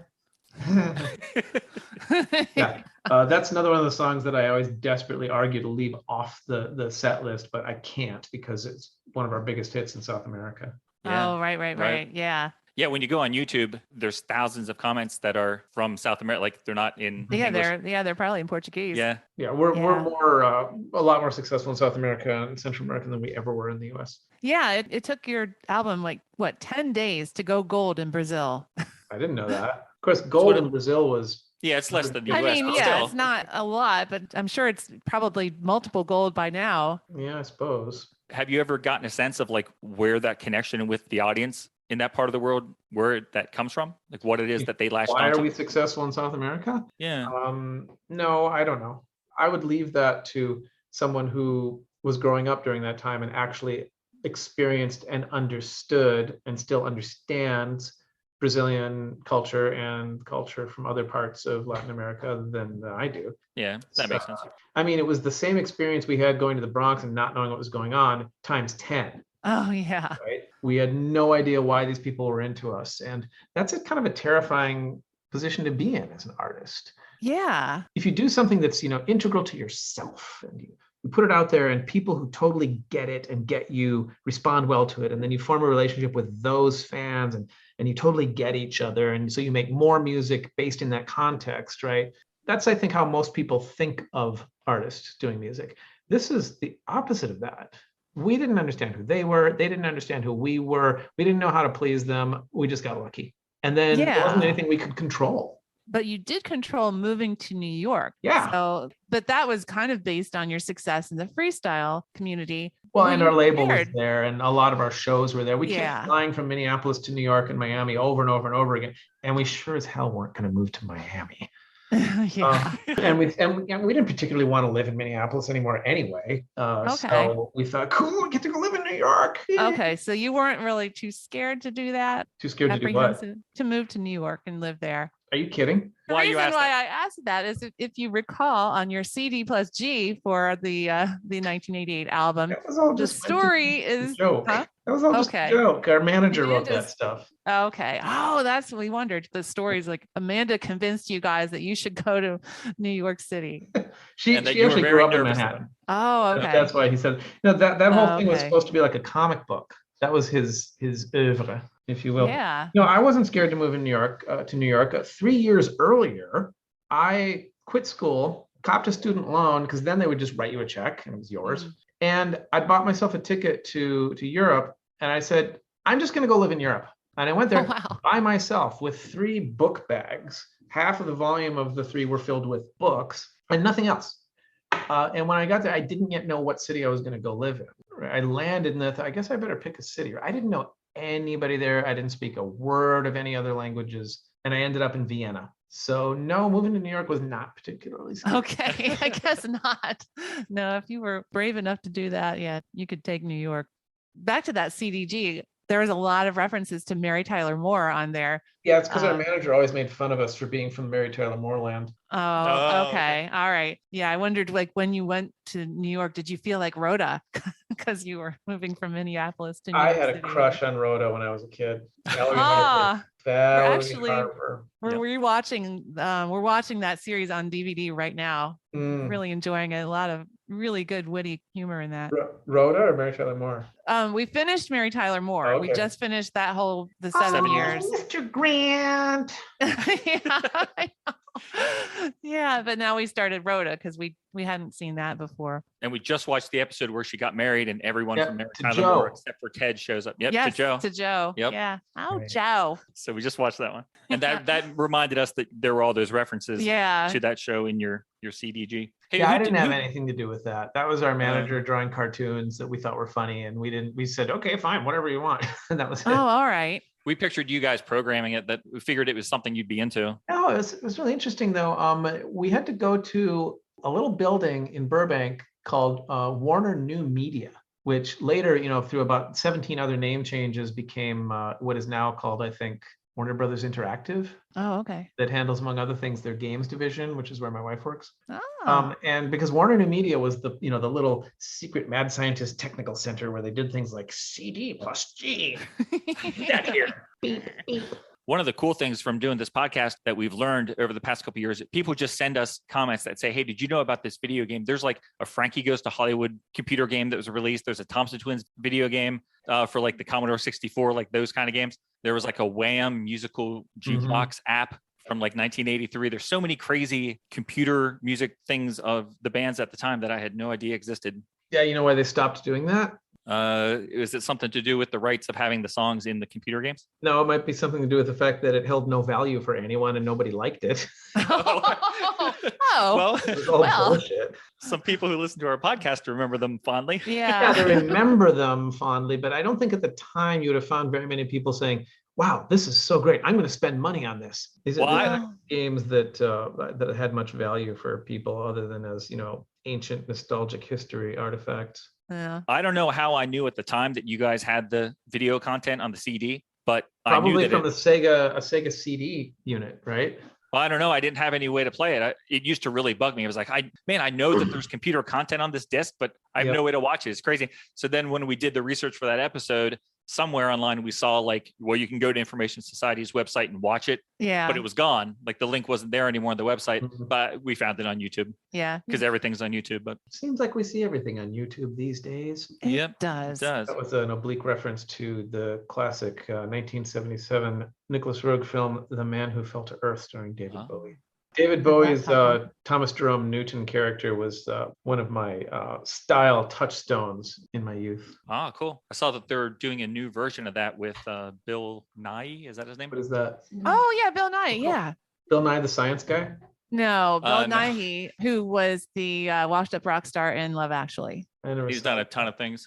That's just what we mainly know. That's the only thing I can name off the top of my head that he was in. Did you see Lazarus? A film called Lazarus? I don't think so. It was a stage show that Bowie was working on before he died. It has the guy who played Dexter. No. It's like a sequel. It's a sequel to that movie. I can't think of his name, but the actor who played Dexter plays the character from The Man Who Fell to Earth. Right. It's supposed to take place in modern times. And like he's still on Earth and he's, basically now he's just like desperately trying to die, I think it was. But not this year, not this January, but last January for the anniversary of Bowie's passing, like for a weekend, it was $20. You could watch it on the website, the whole like the stage show. It was really good. Yeah, it was really well done. I'd like to see that. Yeah, definitely look that up. It's probably on YouTube.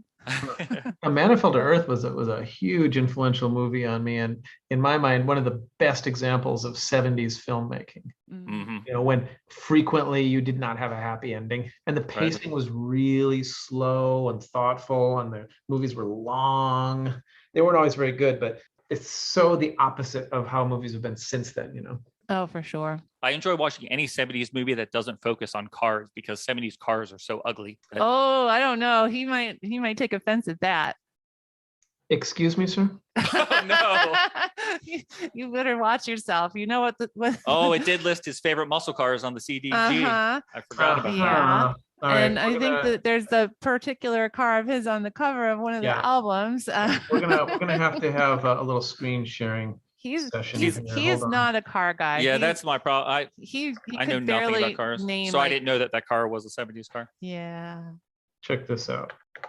This is a 1973 Plymouth Satellite Sebring, originally made with a 318 V8. It's not the regular model that had the straight six, but it's the Sebring edition, V8 318. Now that one bottomed out as soon as I got it, so had to have the engine replaced. So I paid a guy to do some heavy welding, had to cut the struts and put in some new stuff to support a new 440 V8 from a 77 Chrysler Grand Fury Minnesota State Trooper car, which is an HP engine. Got the HP transmission to go with it. Didn't get the HP differential, so I managed to tear through the differential eventually, but that's another story. And I did a bunch of junk to the car and then brought a notebook of designs to this welder who then worked on it for me here, and the results of all that are what you see here. This is a proper muscle car. That is. That's like holy cow. Oh my gosh. Cars never got better than they were between 1969 and 1973, sir. I apologize. Can we put a couple of these pictures in the show notes for the episode to show off the car? Sure. Cool. Thank you. I'll share them with anyone. I'm a car slut. This is the ad for the car that it was. Oh, this is the 71. Oh, wow. 73. The front end was a little different. And this was a picture of it in New York on the day that we were recording the Think video in which it is featured. And this is something I made recently. Coincidence? Interesting. Wow. That is uncanny. Right? Wow. Right? Yeah. I mean, this picture had been on the internet for almost 20 years by the time that movie was made. Yeah, I mean, even like the fact that the poles and the wires make the triangle, and then you've got the mountain in the background, even the lines in the picture, not just the content of the picture, but the composition. And oh my gosh, it's just that's crazy. Of course, when you consider that the car was heavily inspired by the Mad Max movies themselves, a bit of a circular firing squad, I think. Right. Yeah. But at least I admitted it, right? Indeed. Wow, that's really cool. Oh, look, I'm 24. You still have all that hair, though. That's awesome. Yeah. Yeah, oddly enough. And I haven't really gotten much gray hair yet. I don't know what's wrong. I'm afraid there's a picture of me somewhere that's getting uglier. I want to mention again that most of the music we're talking about, including 2021's ODDfellows, which is a fantastic album, is there for you on informationsociety.bandcamp.com. So be sure to check it out. What's that? I said, apparently. Oh, yeah. I don't run the Bandcamp thing. Okay. I see that you are right. So I do want to get to that, but if you don't mind, our show focuses on the 80s, new wave, and 80s in general, which videos are a really important part of. So we had a few questions relating to your experience making videos, if that's cool. Sure. Okay. Yeah. So did you enjoy filming videos? It's okay. I, from a very early point, wanted to make them. And we did make a few primitive early videos. In '83, we made a video for one of the songs on that first 5-song EP that we did on a budget of about $10 by using cable access. I don't know if you remember this, but when cable TV was first growing its tendrils into every municipality in the country, most cities forced them to make a deal with them where they had to give access to just the general public for free. Mm-hmm. Oh, sure. Oh, yeah. Public And it access. wasn't- That's Wayne's World. Yeah, exactly. Wayne's World is the perfect portrait of public access, but it wasn't only airtime. It was also access to their equipment and their editing facilities. So you could Seriously? go there. Yeah, you could go there and just check out a Betacam. One of those giant ass 3/4 inch tape cameras. It's like this big, you put on your shoulder. Yeah. And you can go there and learn how to use their editing equipment, which I did. And that was really fun. And that's how we made the first couple of videos. Oh my Oh, gosh, wow, that's like great. that's so cool. That's like the equivalent of working at the college radio station and then booking studio time to make your own mixtapes. Exactly, except with no college. Yeah. Yeah, that's awesome. I really like that. I mean, I still make a lot of videos just for my own amusement now. I was just working on one last night of a supercut of every time somebody's crying in the Lord of the Rings movies, set to Nick Cave's This Is a Weeping Song. Oh my gosh, that's perfect. I make a bunch of things like that just because it's fun.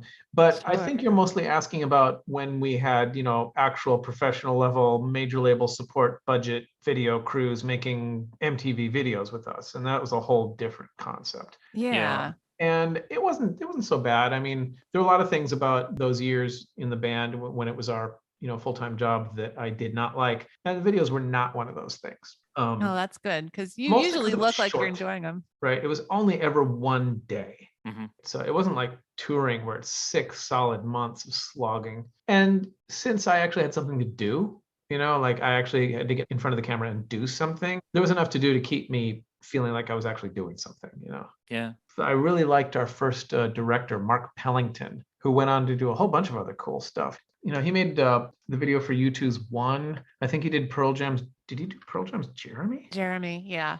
I don't have a real good handle on Mark's filmography since then, but I know he's done a lot of cool stuff. I mean, I'm looking at his website here and it's just tons of interesting things. You said before that you may not have been very confident with your singing at the time, but in the video, your performances, I think you always radiate confidence in those videos. If you weren't comfortable singing, I think you were great on camera. Was stepping into the role of a lead singer in a video something you had any trouble at all doing?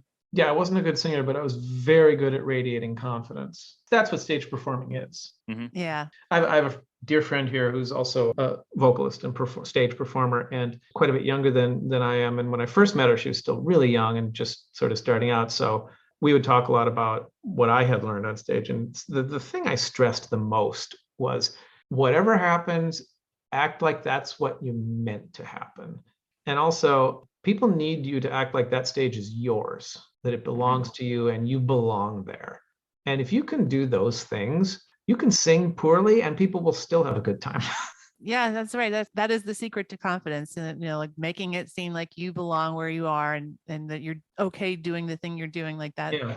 And if you intractably feel that you don't belong there, then you shouldn't be doing it. That makes sense. It's just going to make you unhappy. Yeah. And people won't enjoy it either.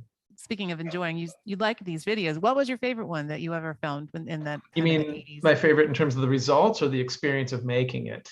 Either one. Well, for making it, I probably enjoyed the first big budget one we did, the one for What's on Your Mind, the most, because it was so simple. They just built this silly cartoon set on a white background. They put us in front of it with a really great cameraman, and they said, go. And we went through the song like 10 times, and I just rocked out and acted as foolish as I could. I liked that one the best because it was just pure us. And all I had to do was be pure me. And we did it 8 or 10 times in a row, and I went home. And the results were what we needed them to be. So I like that one the best. Later, it got more complicated, and the directors were trying to achieve things that sometimes worked and sometimes didn't. And the sets were complicated, and we had to keep, doing a short bit of something and then waiting, and a short bit of something and then waiting. Whereas on that first What's on Your Mind video, we just went through the whole song. Yeah, one room. Yeah, never done. Right. Part of the video of repetition, or one of the things we noticed with that, was that it's almost like there's an attempt to turn you guys into pinups, like pinup models. All of a sudden, there's like soft focus, and there is a lot of close-ups and slow motion. It's like all these things that are not at all a part of the first 2 videos. Visually, the opposite. Yeah, because it was a ballad. And is that the only reason why? Well, that's the reason why Mark didn't try to make another video that looked like the first 2. Okay. The first 2 songs were really jumpy and frenetic. The third song was a slow ballad. So He used other ideas. Okay, so it wasn't an attempt to try to change the band's image. It was just making it appropriate for the song. If anyone was thinking about changing our image through that video, they didn't tell me. Okay. Which is possible. Frequently things get done around bands that are not particularly discussed with the band. So who knows? All right. And last question about videos. We saw this online, but we couldn't really find anything that went into too much detail about it. Did you guys make a video that Adam Ant directed? Yes. Okay. And all right, curse the internet, because if it weren't for the internet, it would have died an obscure death and no one would ever know about it now. But of course, oh, there it is. Let's dredge that crap back up again. I'm not going to say anything bad about Adam Ant. He's a fellow artist and everybody has their own experience, perspective. And I'm not saying I understand his. So, good luck to him and whatever he does. But I don't think that project worked out very well for anyone. Okay. Yeah, that was why I love that song, but I didn't even know until we started researching for this week. I didn't know that there was a video, and Tommy Boy has it up on the YouTube page, so I didn't realize it. Yeah, it's not just like some random dude. It's Tommy Boy. I found it on the Tommy Boy site. It's hilarious because I remember one day we saw the reels and we told our manager, we can't sanction this being shown on MTV. You got to call them and tell them, no, they can't show this. And our manager was all kind of put out and said, oh, we can't stop that. The label sends it to MTV and they're the ones who make those agreements. And we're going, no, you can't let anyone see this. And then the next day, our manager says, okay, we don't need to worry about it. MTV officially refused to show it. Oh, wow. Oh, my God. That bad, Wow. Yeah. Oh, I'm sorry. Thank you. I'm sorry it's out there. Yeah, I didn't realize when I brought it up that it was something you didn't want to be out there. I have enough distance from it now that it isn't as painful to look at, but yeah, no, I don't think video directing what turned out to be Adam Ant's calling. I guess not.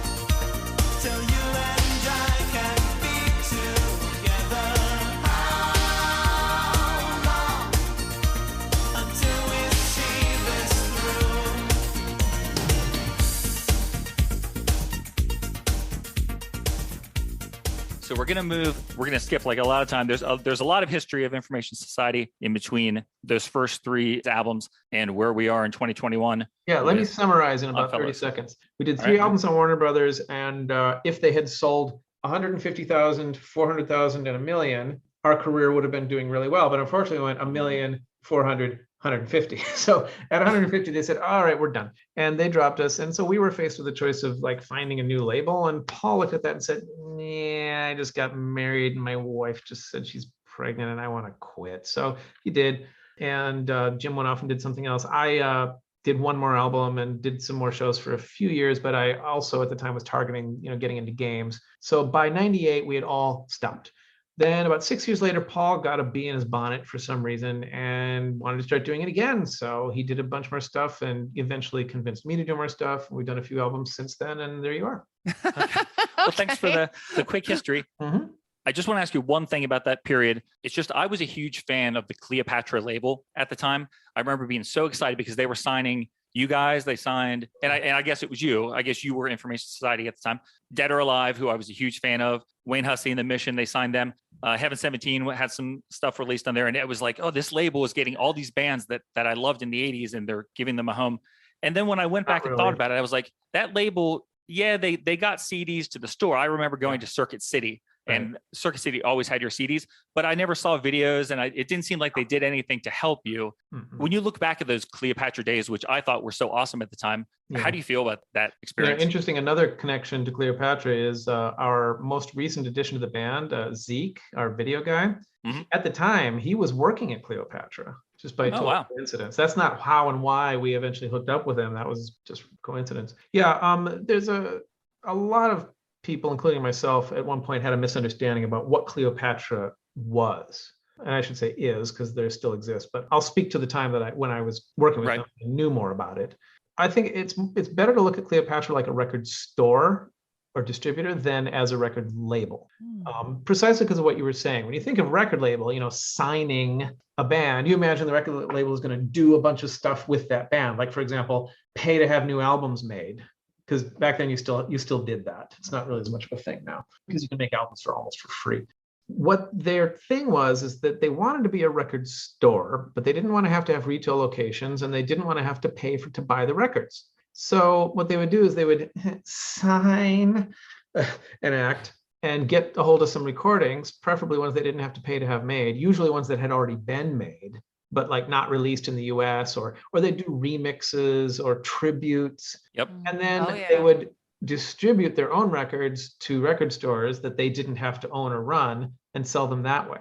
And nowhere in there is any of the traditional label activity like promotion or investment or developing acts or even like working with them or anything. So for example, you could say that at the time Gary Newman was on Cleopatra. What that meant is that they released some stuff of his that had not yet been released in the US, and got a bunch of people they knew to do essentially for free or nearly free cover versions of his songs and put out like a Gary Newman tribute album or something.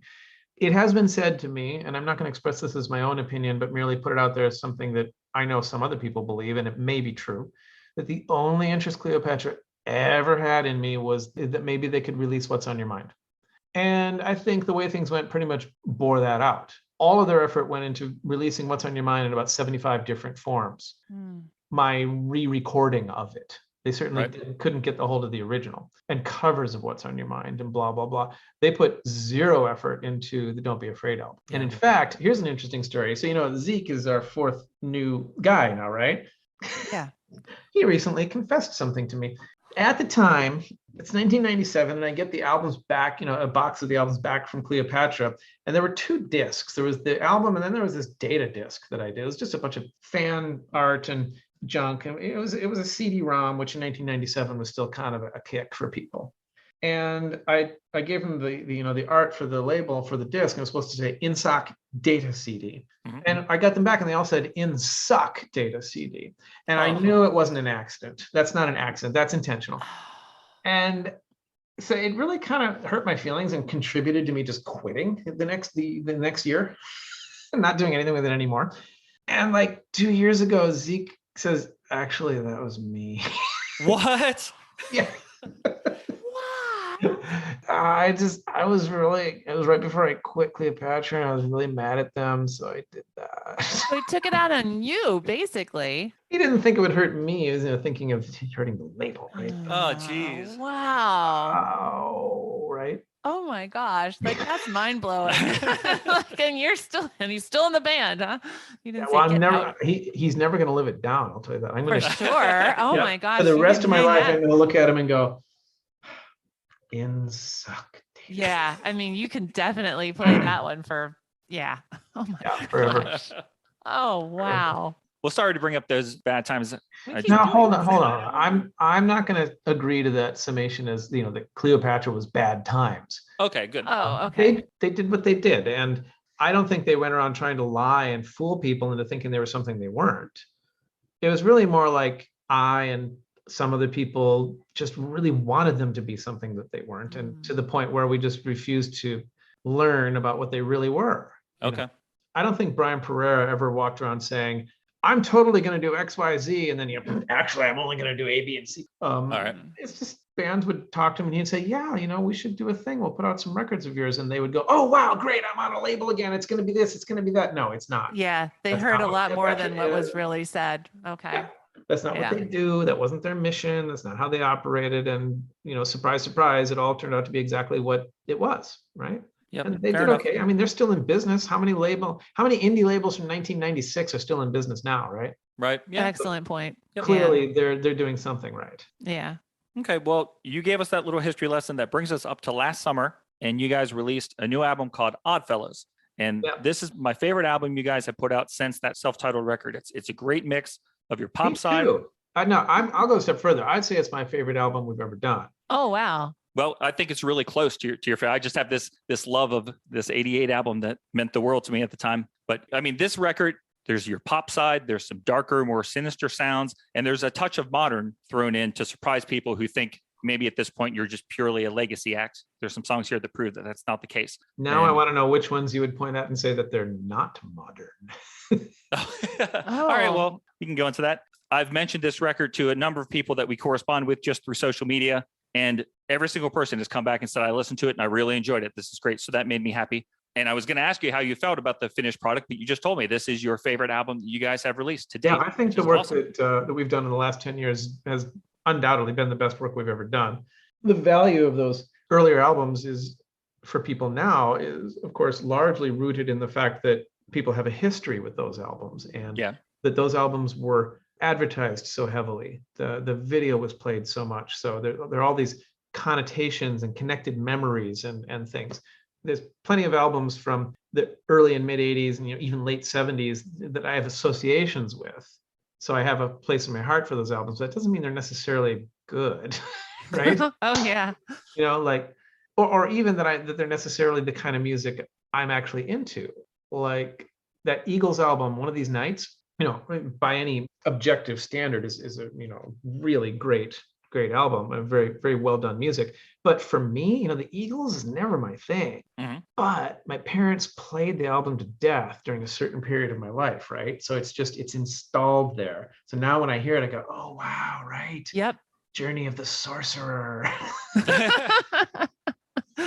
Nostalgia plays a big part in our musical tastes. It's hard to escape that, what you grow up with, what you're used to hearing. And I hope in 20 more years, we're going to say, oh, I have such good memories of listening to Oddfellows in 2022. Too bad Kurt's not alive anymore. Oh, no. You'll still be rocking away. Oh, yeah. It's like our whole podcast is sort of based on that nostalgia, because we talk about all these great 80s episodes. And I always think of Tony Soprano said, remember when is the lowest form of conversation. And every time we sit down to, what album that we loved in 1987 are we going to cover next on the podcast? I always think of our whole podcast is based on the lowest form of conversation. It should be Love and Rockets, Earth, Sun, Moon. My favorite album of 1988. Was it? Oh, wow. Is that the one that had So Alive on it? No, that was the next one. I wonder if you can find it on YouTube. There's a great interview I saw once with Dan and Dave about that song. And they're at some show and there's some interviews talking and they're just going, yeah, we don't understand why it's a hit and we kind of don't really want to deal with any of it. And it's not really our thing. No, just no. I wasn't too into them because they had too many guitars. Couldn't stand those guitars back then. There must have been at least 2 guitars on that stage. Yeah. Back then, I refused to listen to anything that had guitars. I'm over that now. I listen to guitars now. That reminds me, in 1982, we, the band at the time, went to a show at the one venue there that we always went to, First Avenue, because there was this band there and their name was No Guitars. Oh. And we thought, oh yeah, it's going to be another synth band. And we got there and it was a trap set, not a drum machine. Okay, fine, whatever. A bass guitar. Mm-hmm. So they really meant no, lead guitars, and an electric violin, which is, from our point of view, it's a freaking guitar. I don't care what you say. It's got strings. Yep. Wow. Yeah, that was one of the most disappointing shows I'd ever. The only more disappointing thing than that was when I was all excited because I heard that Tommy Boy had signed an act called Digital Underground. Oh, and again, I'm thinking, oh man, this is going to be like some supercomputery synth thing, right? Yeah. Right?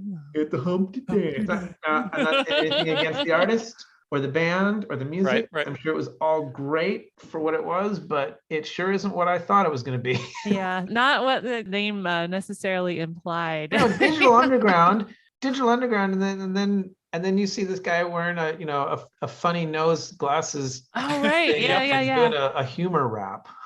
Yeah, like a novelty song. Oh man. Whatevs, right? Back to the future, back to the present. Anyway, I'll come back and find you now. Oh right. And I'll never leave you then. Wait, what? What?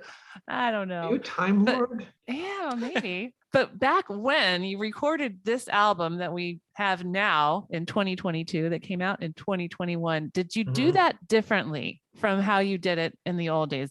Were you in the same room together? Were you all remote? How did that all happen? Well, I'll just answer that for all 3 of the last 3 albums we've done compared to the Warner Brothers days. It's completely different for a bunch of reasons. God, where do I even start? I mean, The technology has changed so much in the last 35 years that the whole process of making albums is radically different. You don't need a big expensive studio anymore. And we weren't using a producer that we had to pay for anymore. Paul, after and during the band, went into doing music for advertising. So he just kept on maintaining a professional recording studio for the last 3 decades. I mean, he still does. So his technology kept up with the times and his skills advanced. And I had gone off in a different direction, so mine weren't. The point is that by the time we were doing Hello World, he didn't need a producer or an engineer. He didn't need anything. He just ran the studio himself. And the technology had come to the point where one person in their own pro studio can do a professional sounding album. You might want to send it out for mastering, or if you want to get remixes made or something. Remixes. Your favorite. But we were able to just do it all, just him and me, He wrote the lion's share of the music. I contributed with some writing. And then I would go to his studio, record vocals, and that was it. Whereas 30 years ago, it was this whole thing of like paying giant amounts of money to Platinum Island in Manhattan. And you got to pay an engineer, and you got to pay the studio, and you got to pay your producer, and then you got to pay the mix engineer, and huge amounts of money changing hands. And even then, the technology was such that the end results didn't sound as good. So there's that. Then personally, we worked together differently then from how we do now. Back then, we were largely embattled and feuding and not wanting to deal with each other at all. So we worked very separately. Didn't even want to be in the studio at the same time. Whereas now we're quite collaborative. Like he'll send me tracks that he's recorded and says, hey, do you want to do melody and lyrics for this one? And then we can record it. And I go, okay, fine, go ahead and do it. And everything's fine. We're a lot older now, and therefore I think our music is less immature and goofy and foolish. Now we don't have any corporate interest in us, so there's nobody asking us to do anything in particular so that we can make more money. It's just we do whatever the hell we want, which is great. I mean, that's why we don't sell any records, awesome. But it's also why the whole process is a lot more enjoyable for us. I could go on, but that's mainly it. There's very little point of comparison even. It's a completely different world now. When we were doing our research for those episodes back in 2018, we got really excited because I was actually sitting out at the pool and I stumbled upon the fact that you had a brand new single out. And I was like, this single just came out this week and we're researching about Information Society now. We got to bring this up. So we talked about it on the second episode. There was a new song that came out that week. Yeah, that would have been Nothing Prevails, right? Nothing Prevails, That's yep. right.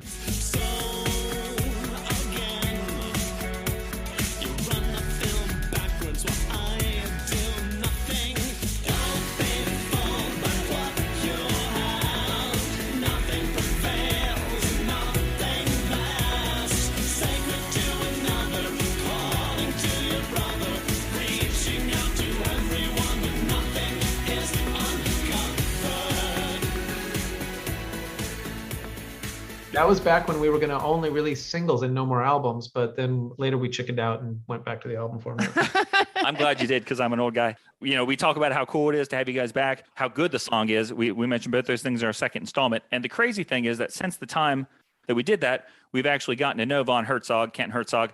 We went to the Social Club, his recording studio, and got to hang out and see how things work. So he told you how that project came about. I would hope the facts remain the same. Well, I hope so too. We're going to verify what he told us is true. We're putting him on the spot here. Yeah, just like our manager had this idea, as a promotional, not to make money, obviously, but as a promotional thing, just provide a limited number of Zoom calls with someone in the band. I think, we only did 3.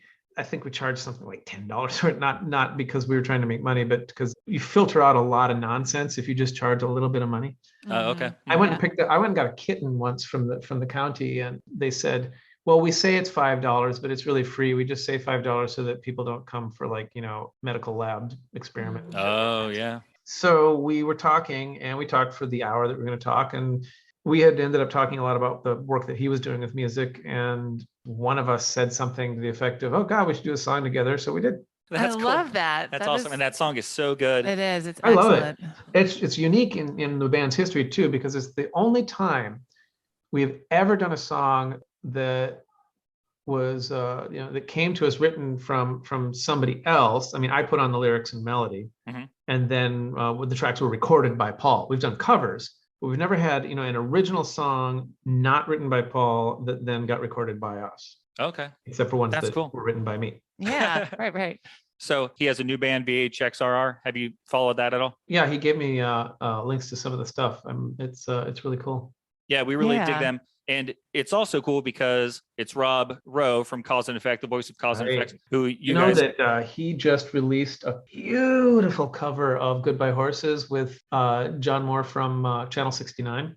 Oh, yeah. Yeah. We heard that on Bandcamp. Yeah, that's right. I think that was under his that. White Weights. Yeah, under the White Weights name. Yeah, that was gorgeous. You know the connection we had to Rob. Cause and Right? Effect. Yeah. It's a sad connection. Yeah, very. On some level, I'm glad I wasn't there at the time. It was right after we finished soundcheck and we went out to get some food, and then bam. Yeah. Devastating. Were you guys a fan of Cause and Effect? Is that how they got that job, or it was just the label placed you guys together? Somebody at the label had the intelligence to see that it was a good pairing. It made sense to put you guys together. I still listen to that album, the one that they made right before we toured with them. I mean, it still holds up for me. Yeah, us too. Yeah, we love his voice. Are you familiar with the Channel 69 stuff? No, I didn't. We didn't know them until we heard they that had one a song. great album from back around that time too that I still listen to. I know all the songs, but I forget the name of the album, so I will look it up for you. Okay, thank you. Name of the album was 1 minute 50 seconds of guilt. Now you can see why I always forget the name. Yeah. That doesn't just roll off the tongue. The single they were promoting at the time, I think, was "Promise Is Breaking," and I loved that song. Cool. And they've done some really cool stuff recently too. Another Gotcha. That's it. They recently put out a song called "Another Gotcha," and then the "Goodbye Horses" cover with Rob Rowe. And they wanted. Oh God, I'm supposed to do vocals for them on a cover of "Pop Goes the World." What? Without hats? Oh my gosh! Yep. Seriously? Yep. We talked to them last year. Well, there you go. So there's a Channel gosh. 69 Information Society version of "Pop Goes the World" coming. Oh, my that's mind awesome. is blown. This is fantastic. Oh my I gosh. feel like Enoch on Land of the Lost mixing colored crystals. Indeed. Yeah. I mean, I can't even do all the connecting the dots that have just been, Right? I know. It's crazy. a whole web of tangled I deception. know. I hope it's not deceptive. No. Yeah. And I'm not going to be deceptive when I tell you that World Enough, I think, perfectly captured this modern pop sound.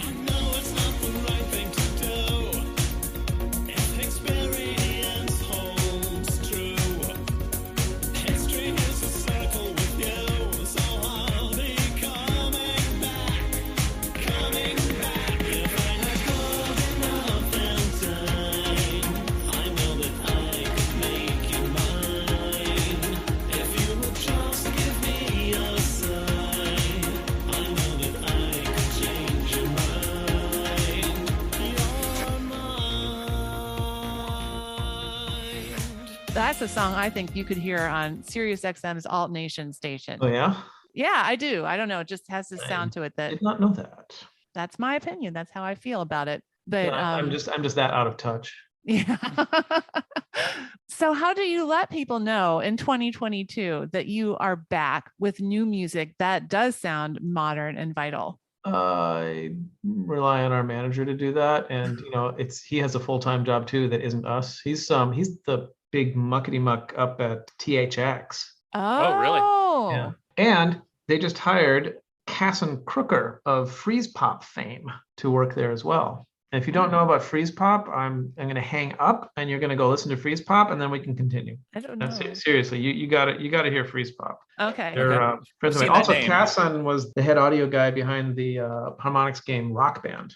Oh my gosh. Well, now I have to go play Rock Band. We do like Rock Band. Casson doesn't do Freeze Pop anymore, but he's done a bunch of other projects, including his one called Symbion Project, which you should also look up. He and I did a song together a few years ago under the name Elixir. Okay. Yeah, I think There's an album Casson did under the name Symbion Project called Arcadian, which is just gorgeous, and you should really check out. Arcadian. Okay. I love this. And we're getting all these recommendations from you. Yeah, from the guy who's, I'm not kidding when I say I'm really out of touch with music these days. It's okay. He did Freeze Pop with a couple other people, and Symbion Project, and a few other things as well. And yeah, now he's in-house at THX. Oh, cool. Cool. You may have noticed that our last album was also released in this version called spatial mixes. Spatial Yeah, I audio. wanted to ask you about that. Yeah. That's a THX thing. That happened Okay. because our manager is one of the heads of THX. Oh, okay. So yeah, so if someone would go onto Bandcamp and pay for and download this album like I did, you get 2 copies of it. One is standard stereo and one is the spatial audio. Right. And just in a couple sentences, can you explain to us what the tricky nature of that spatial audio Yeah, is? the What it does? spatial audio ones are good, and the other ones are not. And you should throw away the other ones and that only was listen to the spatial audio ones. And here's why I say that. Have you ever heard the term loudness wars? Yep. Well, the turning point in the loudness wars and why we're winning them is because the streaming services finally said, screw you people, we're putting gain normalization on our outputs. So if you listen to Apple Music, Spotify, Pandora, YouTube, anything, you can't make your song louder than anyone else's. They gain normalize all of that. So all you're doing is reducing your dynamic range. That knowledge is still having to percolate into the brains of people who've been playing the loudness wars for the last 30, 40 years. So whenever you send your music to be mastered, they basically squish it into a brick, right? So there's no dynamic range at all. It just sounds really compressed and crunched up and noisy. The spatial mixes are not like that. Otherwise, the whole THX spatial effect thing wouldn't work. Now, it's very, very, very subtle. Even when you put on headphones and you listen to those spatial mixes, it's not like some kind of amazing, weird, magical thing. It's really subtle, but they aren't overcompressed. And for that reason alone, I'll say, don't even listen to the regular mixes. It's not worth it. Just listen to the spatial ones. Even, just on speakers. You don't need the magic THX spatial experience. It's very subtle. Yeah. Just don't play the regular ones at all. Throw them away.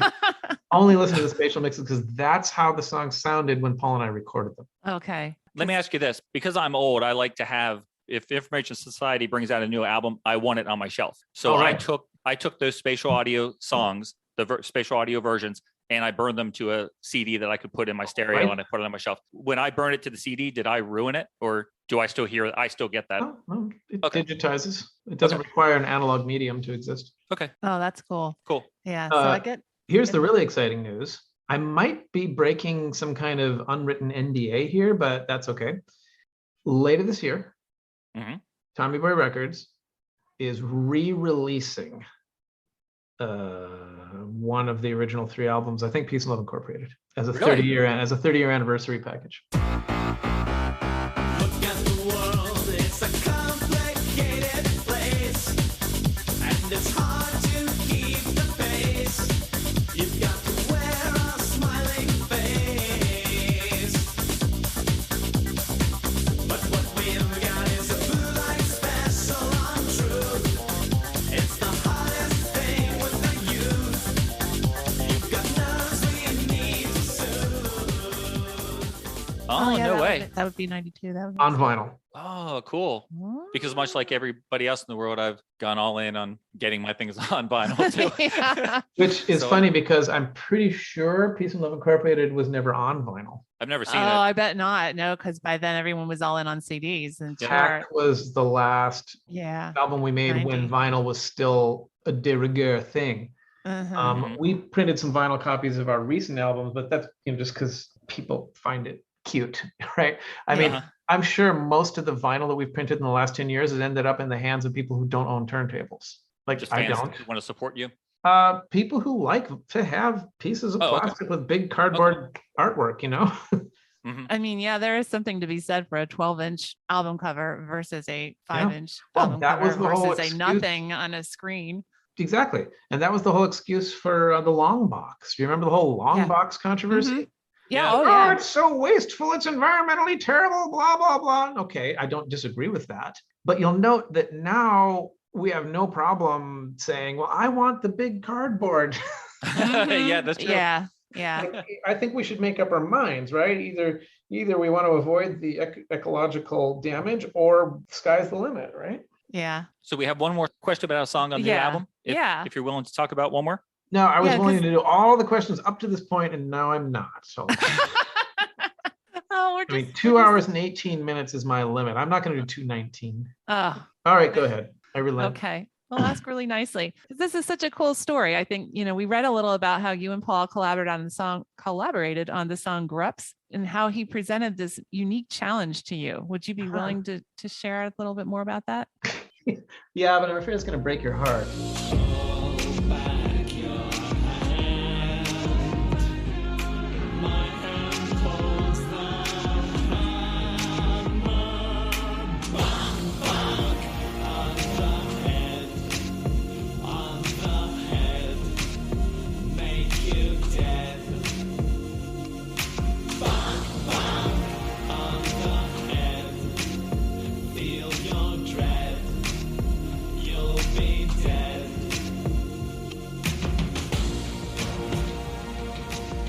Oh no, why?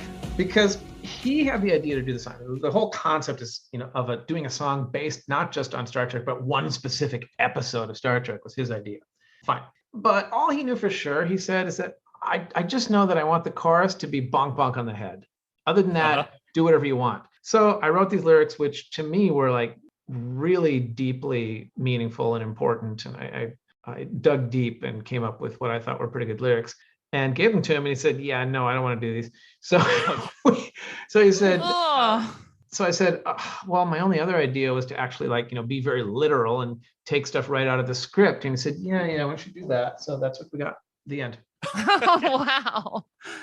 All right. Well, we have just one last page of odds and ends rapid fire things. That Osmosis. Okay. The War of 1812. The The answer is Treaty of 12. Versailles. You ready for the rapid fire round now? I was born ready. So, how much do you miss the Nerds cereal? I never tried it. Okay. It was after my time. Well, then by the time that came out, I was a little too old to fall for it. blame your manager for me asking that question, because that was on the CDG. I definitely ate Nerds candy, but I never tried the Nerds cereal. It looks super gross. Oh yeah, I'm sure it would be just as good as you would expect it to be. Like, it just tasted like Trix. oh well, then Tiny, tangy, crunchy, sweetened cereal. I do like the candy though, but it gives my tongue blisters, so I can't eat it too much. oh man, Yeah. we could tell stories about tongue blisters, but we won't. Good. All right. Rapid fire number 2. Due to your mutual love of lab coats, are you a Thomas Dolby fan? To some extent. I had to laugh when I saw that question. I'm like, so you're going with the lab coat vibe as the thing they have in common, not the music, the synths, anything like that, the technology. Yeah, purely based the on lab coats. coats. That's the connection you two have. On the face of it. Yep. The other connection is that Thomas and I both ended up working in Silicon Valley audio tech stuff for many Oh years yeah. after we did that show together in San Francisco. Cool. Did you read his book? I did not. It's pretty interesting. Is it all about his time with Beatnik? The second half of it is, like right at the midway point. The first half is all his music, and then right at the middle and to the end, it's all about Beatnik. Yeah, Beatnik was are a great project, and I wish it had been able to go somewhere, but I think it was released into an environment that became increasingly unfriendly to its growth. It was based on a gamble, right? The gamble was maybe people will want websites to make noise when we go there. Nope. Yeah. No. No, we don't. We thought we might, but we don't. Sorry, Thomas. I think he did fine anyway, but I think that was sort of the limitation on Beatnik. As cool as the stuff they were doing there was, the demand for it, I think, was honestly kept going down. Luckily, he found something else to do. Indeed. All right. My next rapid fire question is, what is your most memorable concert experience as a performer? The INSOC rally at the Smick Smack Theater in Minneapolis in 1983. We had these posters announcing it was going to be this like giant political disruptive riot or something. And we used a lot of, satirically, sarcastically fascist phraseology to sort of, that was our whole thing back then, is we were trying to satirize authoritarianism in any of its manifestations. So we had this great show, early days, obviously. Not many people came, but the space was so cool. There was a second floor with these arches, and we put one keyboard stand in each one of them. And then we had this big lucite table. It was big enough for me to stand on and sing. And like I had room to move around. We put lights under it. And it was cool. That sounds really cool. That was my favorite one ever. I love it. So what was your most memorable concert experience as an audience member? I don't remember what was memorable. Okay. I don't like live music Oh, really? generally. No, Okay. it's uncomfortable and it sounds bad and it's too loud. I mean, right. there's a kind of Emperor's New Clothes thing going on, right? I mean, does anyone really like being at live shows when it's that freaking loud? Is it just me? Well, if it's too loud, then no. yeah. It's I always know. too loud. Well, Well, I think that's The number relative. of people I see wearing earplugs at shows makes me think I'm right. Yeah, I can't argue with that. Probably the first Devo show I went to in '79. They were okay. touring. They still had the yellow suits, and they were touring on the first two albums. Saw that at the Guthrie Theater in Minneapolis. Oh yeah, I've actually heard of that place. I don't know. It must be famous. It is. It's a cultural jewel of the Midwest. Nice. Although it probably sticks in my memory better when I saw. You ever heard of Graham Revell? He's famous for doing. He did the soundtrack for The Crow. He did a lot of movies, but before that, he had this super hardcore art thing called SPK. They did a show at the Guthrie where we got there, and there's a sign. We were like 19 at the time. There was a sign in the front when we were coming in saying, hastily handwritten by the theater people saying, "Warning. Certain portions of tonight's show are underlined extremely offensive. We are offering refunds." Oh, wow. Oh To my anyone gosh. who doesn't want, and they wouldn't even tell you why. So we're all like, "Oh yeah." Right. I got in there Idea. and they were showing black and white, 8mm films during their show, I think, of that they had made. They got, apparently some of them managed to get jobs working in a morgue. Ooh. And they were just sort of like desecrating the bodies Ugh. while they played. I'd say I will never forget that one. Yeah. I believe Yeah, that. not necessarily for a good reason. And here's another memorable concert experience, also at the Guthrie Theater. Actually, Okay. all three of these were at the Guthrie Theater. Wow, that never occurred to me. Anyway, this is in the spring of '88, and Love and Rockets were playing, and they were like 2/3 done with their show or something. And the way the Guthrie is laid out is that it's a thrust. It's kind of a theater in the round out here in the middle, and it's in a big bowl. But then there's a proscenium section back here, and they were standing back there. So they're playing here, and then there's a big empty bowl in the middle, and the audience is all up on the walls. And it's weird for a band, right? Like, you're used to having people right in front of you. So I don't think any band liked playing back there. They wanted to be out on the floor, or they wanted the audience up on the floor, but they had neither. I don't know why. Devo was on the floor. Anyway, at some point, a person got really excited and went up on the central stage area and started dancing. And security immediately hustled her off, and they were none too friendly about it. So Daniel saw this, and he stopped playing, and he said, "No, listen, if they want to dance, that's totally okay with us. They should let them." So everybody runs out onto the Oh, wow. and the whole stage is covered with people. And see, the Guthrie doesn't like that, because that floor, I mean, it's meant for doing Shakespeare on, right? Not like having people drop drinks and put gum on. So the people jam up, and there's no barrier between the band and this area. So they come up, and they get closer, and they get closer, and more people keep coming up. So the people are pushing forward and forward and forward. And finally, Daniel's going, Yeah, like, back. And they just kept pushing forward because people were pushing them from behind. And the theater shut down the sound, turned on the lights, and everybody had to go home the end. Yeah. oh my gosh. And I think that's when Daniel probably learned the lesson about encouraging people to misbehave at a show. Undoubtedly. Yep. I never Oh, learned man. that lesson. I keep doing it. I love it. All right, another question. I think you kind of already answered this one, but I will ask anyway. What bands are you currently listening to? By the time you get to my age, one has a very large and very well curated musical collection. So there's a lot of stuff in there that I'm never going to stop listening to, like Cocteau Twins and Bel Canto and Current 93 and Love and Rockets and Devo and Gary Newman and Enya and whatnot. And of course, Harold Budd, Brian Eno, stuff like that. But more interesting than that is recently I got to know, recently, but which for me at my age means like in the last 10 years. Yeah. Yep. I Same got here. to know some people in Brazil. I actually was in Brazil often enough that at one point I had this like little group of people I actually knew. I could socialize there for the first cool. time ever. And I got a lot of new music through some of those kids, and I was very intentional about it. I think I should like just try to absorb some of the new music that these kids are showing me. And I didn't like all of it, but I liked plenty of it, especially this French guy who does an act called Gesaffelstein, and another French thing called Vive la Fête.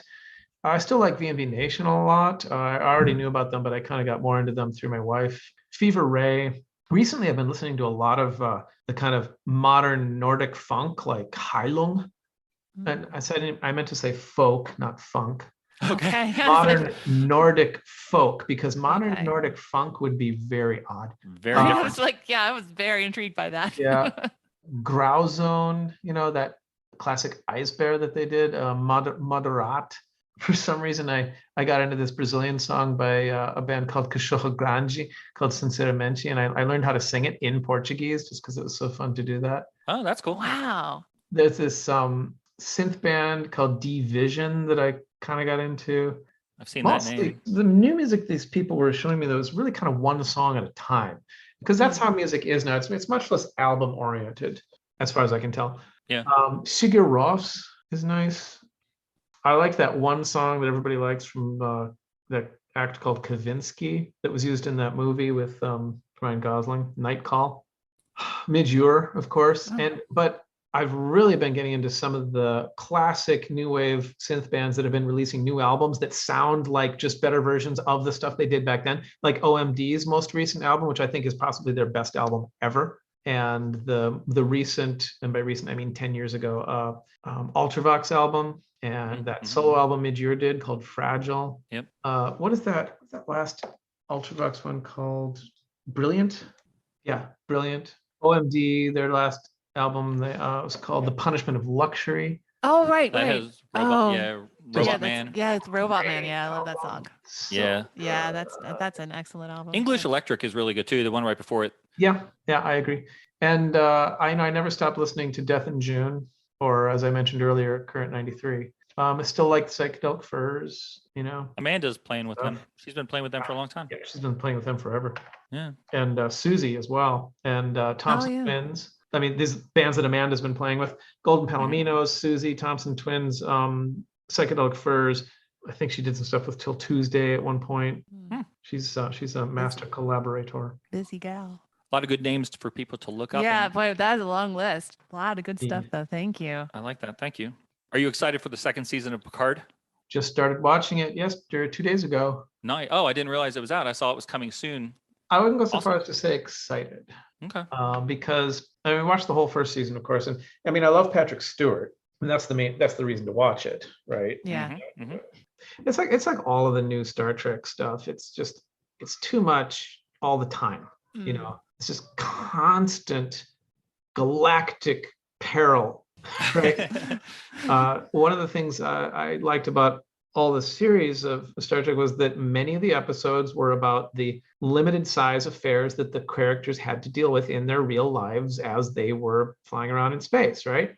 Or hanging out at Deep Space Nine. It wasn't always this giant conglomerate of super evil machines is going to extinguish all life in the entire known universe unless I can get this crystal into that slot. Right? That just gets tiring after a while. You just wrote the next movie. Yeah, exactly. Yeah. You were asking about, you were talking about bands that had video games made Yeah. in connection with them. Somebody just very recently did that with Information Society. It was, it's a guy who was a longtime fan of the band. In fact, we communicated a fair amount in the 90s when I was working on the Don't Be Afraid album and stuff. And he ended up recently working at a game company, and they did this game called Fire Tonight, which is based on the title of one of our songs.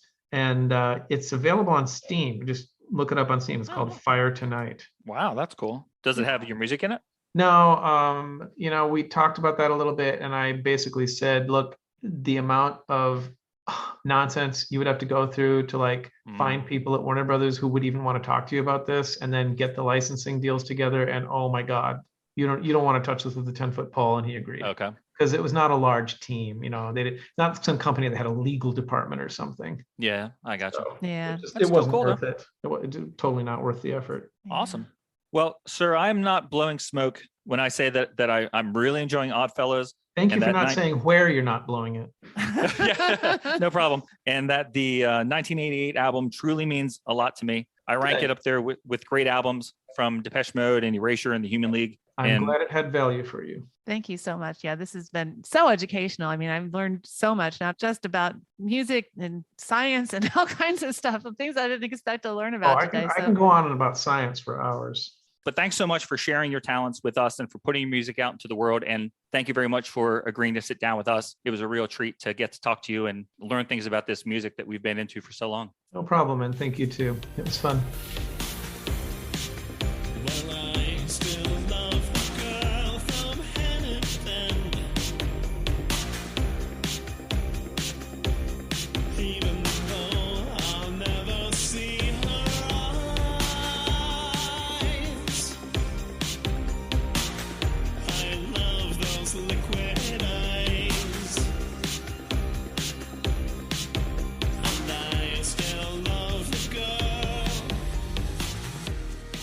You are back with us live, or as close as we get to live on a podcast. Yeah. And my mind is still blown. I know. I still cannot believe how that happened, why it happened. Wow, I'm just flabbergasted. Crazy. So we hope you enjoyed our talk with Kurt. Again, thanks to him for spending so much time with us. It was a rare treat. Oh, yeah. This is one of the best things that had happened all year. I don't know. It's going to be hard to top this one, I think. I agree. Yeah.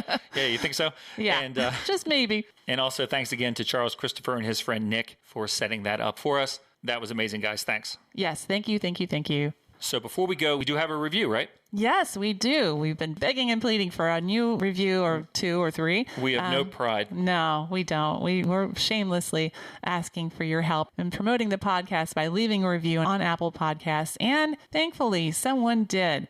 It is LB from PA. Oh, you know what? I think I know who that is in real life. Yeah, I think I do too. Which doesn't mean the review is worth any less. That's right. Yeah, just because we know people doesn't mean their reviews aren't any good. Because, boy, this is a really good review. It's called 5-Star Podcast. So it actually has 5 stars with it, too. Hey, I like it. So LB says, not only do Brian and Sarah possess a wealth of knowledge about the topics they discuss, their genuine enthusiasm about the music and their friendly, witty personalities shine through in every episode. Their wheelhouse is 80s synth pop new wave, but they are not out of their element reviewing albums by the likes of David Bowie, Paul McCartney, Blondie, Queen, U2, Styx, and many more. Although this music is not my era, I've come to learn about it and enjoy it so much of it after listening to Brian and Sarah discuss the songs on the podcast. Come for the music, stay for Brian and Sarah. Well, thank you so much, LB from PA. We really appreciate you taking time to do that. And we appreciate you checking out the podcast because, like you just said, it's not really your era. Yeah. Which I know for a fact. Yeah, same here. So it's so cool that you actually listen to us old folks rattle on about this music. That's right. When we were young, this is what we listened to. That's right. And kudos to LB because LB is the one who got me last year heavily into Jonah Louie. Yeah. And you'll always find me in the kitchen at parties, which I listened to twice today. Uh-huh. I just got the album this week. So appreciate that, LB, and hopefully we will get to see you pretty soon. Yeah. Again, if you want to leave us a review, we'll read it aloud on the podcast, and we'll be very, very grateful to you. So don't forget to go to Apple Podcasts and check it out there. That's right. And don't forget to follow us on Facebook, Twitter, and Instagram. Those are all places that you can go and chime in what you thought about this interview with Kurt Larson from Information Society. Love to hear what you think about it. Yeah. I hope you're as excited about it as we are. So we want to thank you for listening, and we will talk to you next time where we'll start talking about something brand new. Yeah. We finished Queen. The future is bright. Who knows what might be next? Yeah, well, I have a suspicion I might know what's going to be next. But you know what? Who knows what will happen in between? Maybe tomorrow someone on Twitter will say, hey, guys, I had lunch with Martin Gore. Hey, you never know. So either next we're going to talk about a new album, or we're going to interview Martin Gore. We'll see what happens. I'll cross my fingers for the second, but plan for the first, perhaps. Thanks for listening, folks. We'll see you next time. Bye.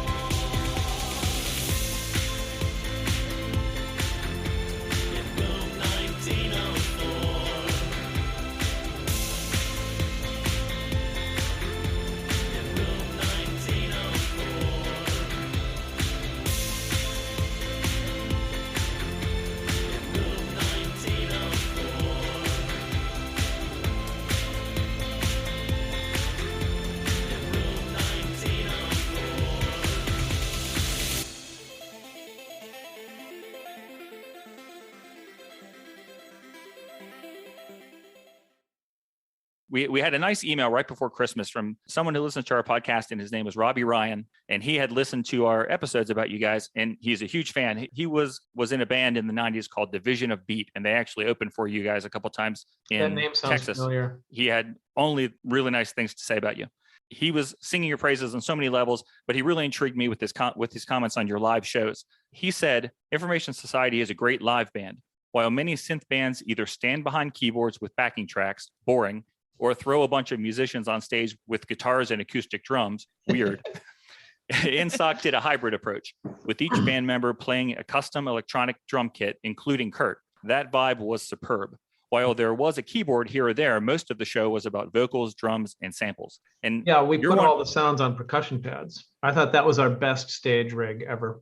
I don't know what it is, but just seeing you guys in Depeche Mode, you're both just hitting things with metal rods, and it looks so primitive, but it's so cool to think. That's making music. Yeah, and yeah. It's not the kind of music, that you would think when you do that action. It's like completely different. It's Right. very dissonant in your mind. And you can actually get a pretty good sense of a relatively modern live show that you guys have done, because there's a video for Room 1904, which is one of the best songs on your new album. It has this soaring keyboard part that's just awesome. But there's a video that is made up of clips from live performances, which I really, really enjoy. So that's pretty much like, if you guys were to go out this year and play some live dates for the album, is that what your stage show would look like in 2022? Pretty much. Okay. That's a really nice stage design. It looks really exciting.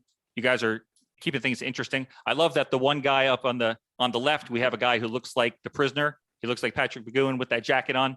Paul's a Prisoner fan, so he suggested those jackets for Zeke and Mike. Can I tell you my story about how William Shatner disappointed me? Yes, but I will not be surprised. All right. Oh, really? Okay. I've always wondered why at the end of Star Trek 2, through Star Trek 2, he's feeling depressed because he's getting old and stuff. And even though Spock, spoiler alert, Spock dies at the end of Star Trek 2, even though that has happened and he's sad, at the very end of the movie, he's on the bridge and he says to Bones, I feel young again. Like he's feeling good. Right, he's like the vital new again. planet was born. Right. And it's rejuvenated him. Star Trek 3 starts, which picks up like, which I think is the best of the Star Trek movies. Number 3. Number 3, really? My favorite. Okay. Christopher Lloyd, you can't top that. Oh, he's awesome. Right. But when that one starts, it's seriously only like a day later, Kirk is super depressed again. He's like, we've lost our greatest friend, and he's really bummed out. So last year, right before the lockdown and everything happened, I think January of that year, we got to go see Star Trek 2 at a theater, and Shatner was there, and he came out and did question and answer after the movie. Isn't he 89 now? He's pretty old. So I've wanted to, all my life, I've wondered about this. So I heard from someone that you get, when you walk in, if you want it, you get a little 3x5 card, and you could put a question on it, and it gets submitted. And so I said, well, I got to ask this question, but I got to phrase it perfectly, because it's got to fit on the card, which is really small. And I've got to say it in a way that will make them want to ask him that question. So for 2 weeks, I worked on the wording of this question. I got there, I wrote it on the card. We watched the movie. The guy who led the discussion comes out and introduces Shatner, and they start going through the cards, and he says, Brian from Pennsylvania has the question. And I was like, oh my God, they picked my question. Whatever. Well, I can't remember the wording now, but it was like, did you have to do something as an actor to make yourself believe that the character would transition from feeling young and rejuvenated to being sad again in 48 hours? And Shatner looks at the guy who asked the question. He stands up, he walks to the edge of the stage, he points to the audience, and he said, does anybody in the audience remember Star Trek 3? And all these people raised their hand. And this woman in the front row who raised her hand, he gave her the microphone, and he said, can you answer this question for me? And she said, yeah, he was sad because his friend died. And that was I've wanted to know this for 30 years. And I thought I was finally going to get the answer. And he gave the microphone to some lady. Yeah, that's definitely pretty disappointing. I will agree. I think you worked too hard on the question. I got Neil Gaiman to read a question in front of an audience on a paper that I had written. And it was just, why? Oh God, why? And he read it and he held it up and said, that's actually what it says. The answer is, I don't know. Wow. But I got away with it because my wife is friends with him. That's awesome. That's very funny. Oh. All right. Well, I was hoping I get some sympathy from you, but I guess that's par for the course. No, it's your own fault for trying too hard. All right. If we've learned anything from Kurt today, don't try too hard. Just let things happen.